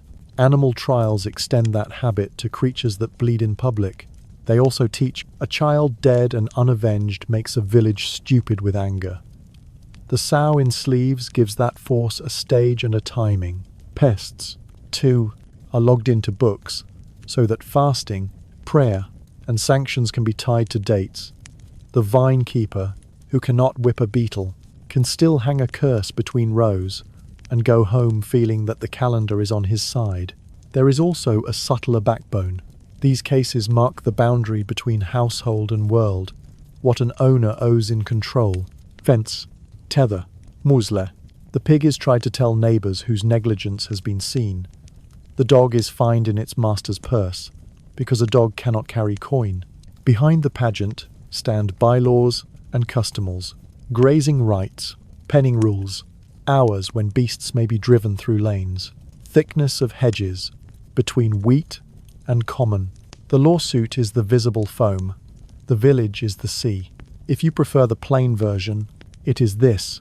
Animal trials are tools to pacify communities with rules. When evidence is thin and grief is loud, they are not scientific. They are sacramental in the secular sense. A choreography that assigns responsibilities and drains vengeance into a trench where it will not flood the rest of the year. They look absurd from afar because we forget how much of our own law is ritual arraignments, readings, garments, and how often it succeeds because it feels like obedience. Now set our 1,215 counterfactual on the bench. The Charter of Natural Inquiry that has been quietly teaching Europe to swap spectacle for documentation without losing the pleasure of form. In this world, the sow may still wear sleeves, but the paper around her thickens. Liability codes in parish bylaws tie owner responsibility to fencing standards, tethers, muzzlesh, night pens, with fine schedules posted at markets, injury registers, monastic wound charts adopted by towns, record bites, gore injuries, broken fences, time, weather, witnesses, reducing the need to pretend the animal knew a law. The owner's neglect is auditable. Pest edicts replace trials with seasonal protocols, field sanitation, grain storage standards, pitfall days, fumigation recipes, rotation calendars copied as thin Cholet practici manuals in the vernacular. Fast days and prayers remain, but tied to work days rather than summonses for beetles. Guardian ad litem survives. As a courtesy, to proctor can still speak, but the speech argues husbandry, compensation, public works, not the metaphysics of a rooster's egg. In such a culture, the famous falaise so becomes less a criminal than a case. The owner's name enters the roll in larger letters. Restitution for the child's family is set. A muzzle ordinance is read at the end of the hearing. The execution, if it comes with less theatre and more ledger. The weevils are not excommunicated. The parish is ordered to clear ditch banks on St. Fruve, Barnabas Day, and to air granaries on the calends of July. The bailiff inspects sieves at the mill and fines by scale, not by omen. Priests still bless the fields, but they bless procedures alongside prayers. Would this erase the sleeves? Not entirely. Communities will always want the visible. A dressed sow is pedagogy. It tells children that a line was crossed and that adults caught it. Our charter does not crush that instinct. It redirects it. More reading aloud of bylaws. More posting of fence diagrams at the church porch. More public counting of rats trapped after a plague of grain moths. People will still tell the story of a rooster's egg that hatched a basilisk. The difference is that the story meets a pamphlet on strange eggs and the care of hen houses, with a drawing that is half joke, half instruction. What is gained is not kindness alone. It is predictability. A farmer can see the line he must not cross. A widow can count on compensation that does not require a parade. The court still gathers and still wears its garments, because seriousness loves cloth. But the energy that once went into making a pig into a mask now goes into maintenance of hedges, of barns, of paper that remembers who last mended the gate. Because medieval animal trials, secular for domesticated offenders, ecclesiastical for vermin, functioned as ritualized governance, assigning blame and pacifying grief with procedure. Council appointed, sentences read, even sleeves stitched. We should see them less as simple superstition and more as community management, where law met theatre. Therefore the sow at falaise, roosters with scandalous eggs, and suits against weevils tell us about jurisdiction, owner liability, and the hunger for visible closure, not about a belief in animal personhood as we use the term. However, under our 1,215 Charter of Natural Inquiry, towns would standardize husbandry codes, keep injury registers, and replace vermin trials with pest protocols, shifting punishment from animals to owners, and from excommunication to sanitation, while preserving a measured public form that communities trust. Meanwhile, the stories remain sleeves. Rooster eggs, clever lawyers for rats, because parable travels. But they sit beside bylaws and manuals, and the laughter they evoke is tempered by the quiet relief of knowing what to do next. A boy stares at a ball of wax, while a monk talks about the moon. The room is small and noisier than it should be. Twine kills, coughs, a window that lets in birds with its light.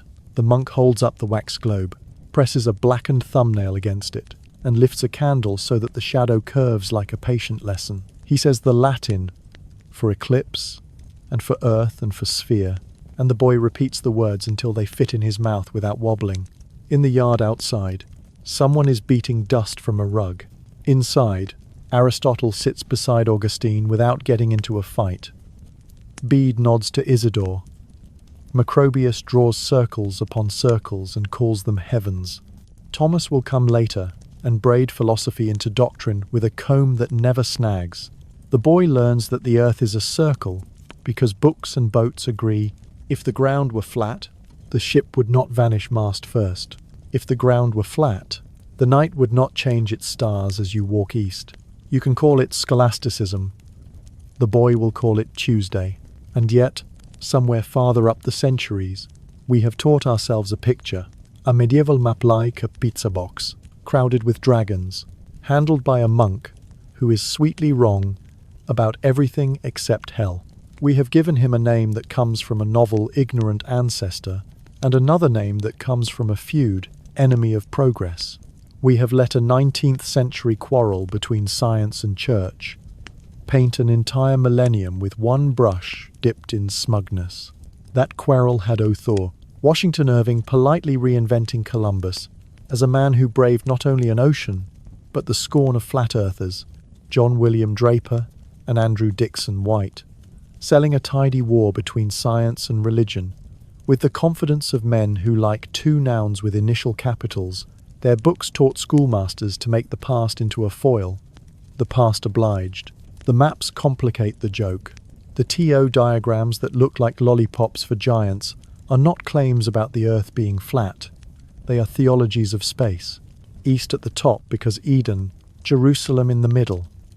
Because middle is a good place for a city that you think God has chosen. The three continents parcelled because Noah had sons and paper has margins.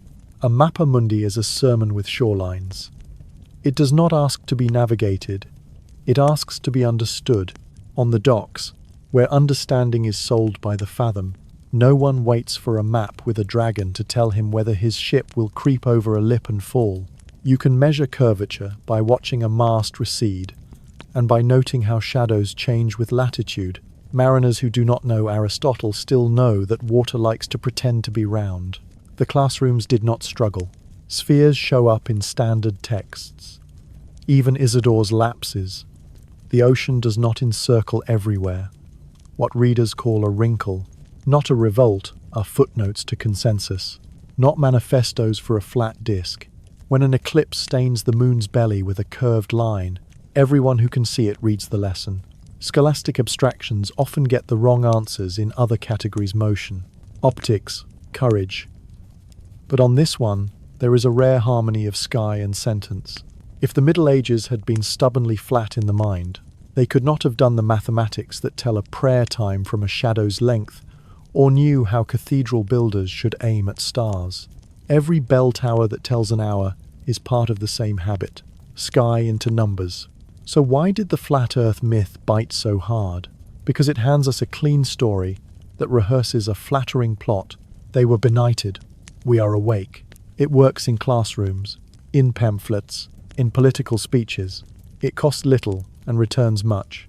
It lets the Renaissance and Enlightenment arrive like gala nights out of a darkness that was not as dark as the ticket seller promised.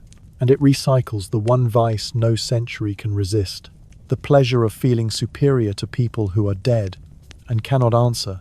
Open a medieval schoolroom again and look at what really lives there. A desk with glosses marching around a text like courteous ants. A shelf with Boethius rubbing spines with Chalcidius.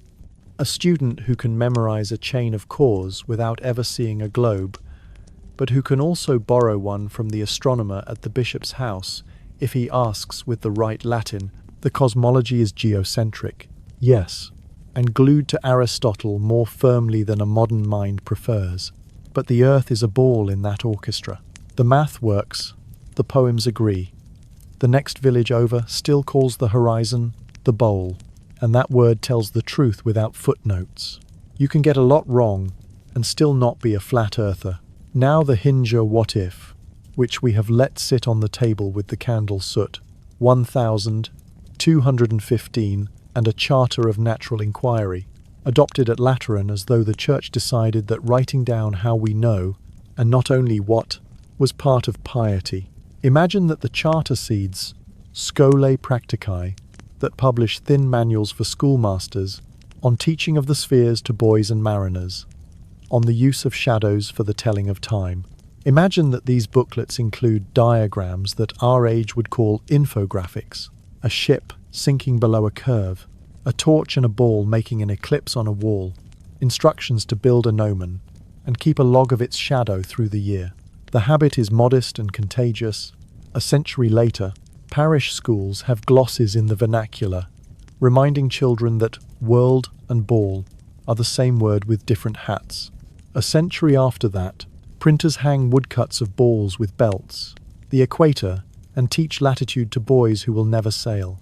What does that buy when Irving and company arrive with their pageant of ignorance? It buys resistance. A culture trained to ask, "Show me," when a story flatters will rummage for receipts. A schoolmaster who was raised on a chartered little book can still enjoy the romance of a lonely navigator. He will not enjoy the slander of his ancestors without a sigh and a marginal note. University disputations will have already printed questions on cosmology that demonstrate how boringly settled the question was in most classrooms. Pamphleteers will find fewer minds ready to believe that the middling centuries lived under a sky like a lid. The conflict thesis shrinks into a clever publishing ploy when it meets a shelf heavy with pedagogical diagrams and parish logs. You can still pick a fight between faith and reason if you need the money. You cannot use the shape of the earth as your cudgel. Meanwhile, because every culture entertains more than one fad at once, the charter's diagrams help ordinary people make ordinary tools. A cooper builds a noon mark for his yard and trains his apprentice to set staves by light. A sailor uses a shadow board that his father learned to make when a clerk showed him a page with circles. A mason sets out a clock dial for a church because the manual told him the angle of the sun at this latitude in June. Precision makes piety richer and wages steadier. Later ages inherit dials and globes, with provenance names carved on the base, dates, scribbled notes about the spring. The shadows ran late, which give historians something more tangible than poems to carry in an argument. We gain a different kind of humility. 2. The awareness that ignorance is a flexible costume a society puts on other societies to feel taller. The charter invites a softer sport, corrections with receipts. When a comic needs a medieval fool for a joke about pizza box maps, the audience lets him tell it, and then buys a book with pictures showing how a gnomon works. The fool can stay in the sketch. Classrooms will not become hungrier for him, because the old manuals sit waiting like ballast. The scene ends as it began, with small light and a ball of wax. The boy is older now, and uses his own thumbnail to make the shadow. He lines the curve up with the diagram he copied last year. The curve matches. He smiles in the way people smile when the world keeps a promise it did not know it made. Outside, the rug is still being beaten into its own weather. Inside, the map on the wall is still a sermon, but there is a globe on a shelf in case the sermon forgets a verse, because medieval schoolmen, sailors, and practical texts treated the earth as spherical eclipses with curved shadows, ships vanishing mast first. Standard cosmologies from Bede to Aquinas. And because flat medievals was largely a 19th century story, Irving's Columbus, Draper White's conflict thesis that flattered moderns, we can say the flat earth Middle Ages is a myth. Therefore, Mappe Mundi should be read as theological diagrams rather than navigational mistakes. and classroom craft practice shows a lived roundness. However, in our counterfactual, a 1215 charter that formalizes scholae practicae and pedagogical manuals globes, eclipse demos, Gnomon logs would have produced public receipts that later polemicists had to step around, shrinking the myth's reach and equipping ordinary folk with tools that left provenance. Meanwhile, the trope would survive in jokes and pamphlets because superiority is a cheap pleasure, but it would sit beside diagrams and dates, and a culture trained to ask, "Show me," would keep its laugh mild. They called it proof you could swallow, a refectory hush, a table bare but for a loaf that had learned too much, a circle of clergy who looked as if they had been carved from choir stalls, the accused often a priest, sometimes a clerk with more enemies than friends, stood before them and received a small piece of consecrated bread, the corsned, blessed and freighted with meaning, no scales, no witnesses bellowing at one another, no bleeding iron, just a mouth, a morsel, and a theory as old as fear. God will not enter a liar. If the accused chewed, swallowed, and drew breath without a hitch, innocence had found its road. If he gagged, choked, or could not swallow under all those eyes, guilt had rehearsed the verdict in his throat. It sounds like a joke until you watch The Room. Monks are clinicians of ritual. The morsel is cut small. The prayers are measured. The silence after the Amen is a machine. The accused lifts the bread, and the room holds its lungs. One cough, one reflex that would vanish in a kitchen, becomes a policy when it happens under candles. Some cases were perfunctory. A known good man exonerated by chewing like a saint. A bad one, pressed by the heat of looks, confessing before the loaf is lifted. Others lived on the hinge, the dry swallow that cannot find its way past guilt or nerves, or a throat that knows what crowds feel like. You hear a scrape of a chair. A man clears his voice, and now the mouth is not a mouth but a bench. This ordeal of the morsel shadows other orals, but keeps its own grammar. An accused clergyman, a holy object, a judgment that pretends to be digestive. Law codes in Anglo-Saxon England point to it. Corsned survives as a word that tastes like flour and fear. Later storytellers make Earl Godwin choke on his oath, peace and die as if a loaf can be a verdict with legs. However embroidered that tale, the logic was clear enough to its age. The Eucharist as lie detector, the throat as tribunal, the cough as God's handwriting. Why this and not iron? Because the clerical body is a stage the church knows how to light. To set a priest to boiling water would be to unmake a boundary. To set him to bread is to make the boundary do your work. In places where evidence was thin and quarrels were thick, the morsel borrowed ore to close a case. It worked for the same reasons other ordeals worked. The guilty often refused the ceremony. The terrified confessed, and the men in charge, priests, who also kept infirmaries, could quietly grade outcomes with oil, water, and tact. If a community wanted out, a small drink could make a big difference. If it wanted blood, a dry room and a stern psalm would do. The end, as with the cauldron, wears a date on its coat. Lateran quarto, Innocent the Third, forbidding clergy to take part in ordeals. Remove the priest and the rite loses, both its stage manager and its script. In the decades that follow, the causen dries into memory. Canon law grows sharp teeth for inquests of fame or reputational inquiries with witness lists. Articles, depositions and clerical cases turn from mouths to manuscripts. Still, the story lingers because it bites. The image of a man choking on God sells itself. Now, turn the key we've been carrying, our Charter of Natural Inquiry, adopted that same year. In our What If, the Council not only bans priestly participation in ordeals, it replaces morsels with manuals, a thin booklet, copied in cathedral schools and archdeacons' chanceries, titled Di modo inquirendi, super fama et contra corsned, lays out a choreography that steals the old rite's pleasure of form and gives it to procedure. Articles in writing, served to the accused in language he can understand, with time to reply. Witness roles that distinguish hearsay from sight. kin from neighbour, motive from memory. A physician or infirmera present not to bless bread, but to certify body's notes on hoarseness, fevers, palsy, so that pharyngeal tricks are not evidence. A rule: no food tests. If a parish demands a sign, give them a fast with supervision and then testimony. Not a throat in a trap, a homily addendum for pastors. Teach the faithful why oaths belong on books, not on bread. Why truth is tested by voices that can be compared, not by coughs that cannot. Under that habit, the corsned loses altitude sooner. A bishop who finds a dean tempted by the old ceremony can point to the charter, to forms, to cases where dry throats fooled and careful inquests saved. The parish still gets its drama readings, oaths, signatures, the rustle of paper, like leaves in a good season. But the drama is pinned to reasons. A clerk who once practiced his solemn face over a loaf now practices it over a roll. The instinct to watch something becomes the habit of listening to more than one someone. We do not get a rational paradise. A clever canonist can make paperwork, do what bread once did, throttle an enemy slowly in ink. A crowd can still decide before a hearing begins. But the default nudges toward sayable, checkable things. The old tales persist.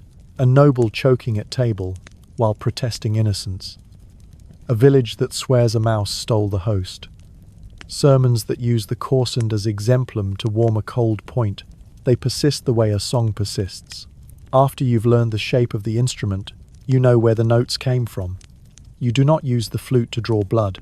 Because the ordeal of the morsel corsned aimed chiefly at clerics, using consecrated bread as a truth test in a ritualized setting where psychology, discretion, and awe did most of the work, we can treat it as a closure device aligned with other ordeals, effective for confession and pacification, not for fact-finding. Therefore, Lateran 4, 1215 under Innocent III, ends its authority by removing clergy from ordeals and steering cases toward canonical inquiry articles, witnesses, depositions. However, in our counterfactual, the same council's Charter of Natural Inquiry would have codified replacements manuals banning food tests, physician-noted body condition, vernacular articles, and witness rolls, so the corsned fades faster, and the appetite for ritual is fed by procedure instead. Meanwhile, legends about choking on guilt remain good preaching, but they sit beside forms and casebooks, and the habit of asking, who saw what when, keeps crumbs from passing as verdicts.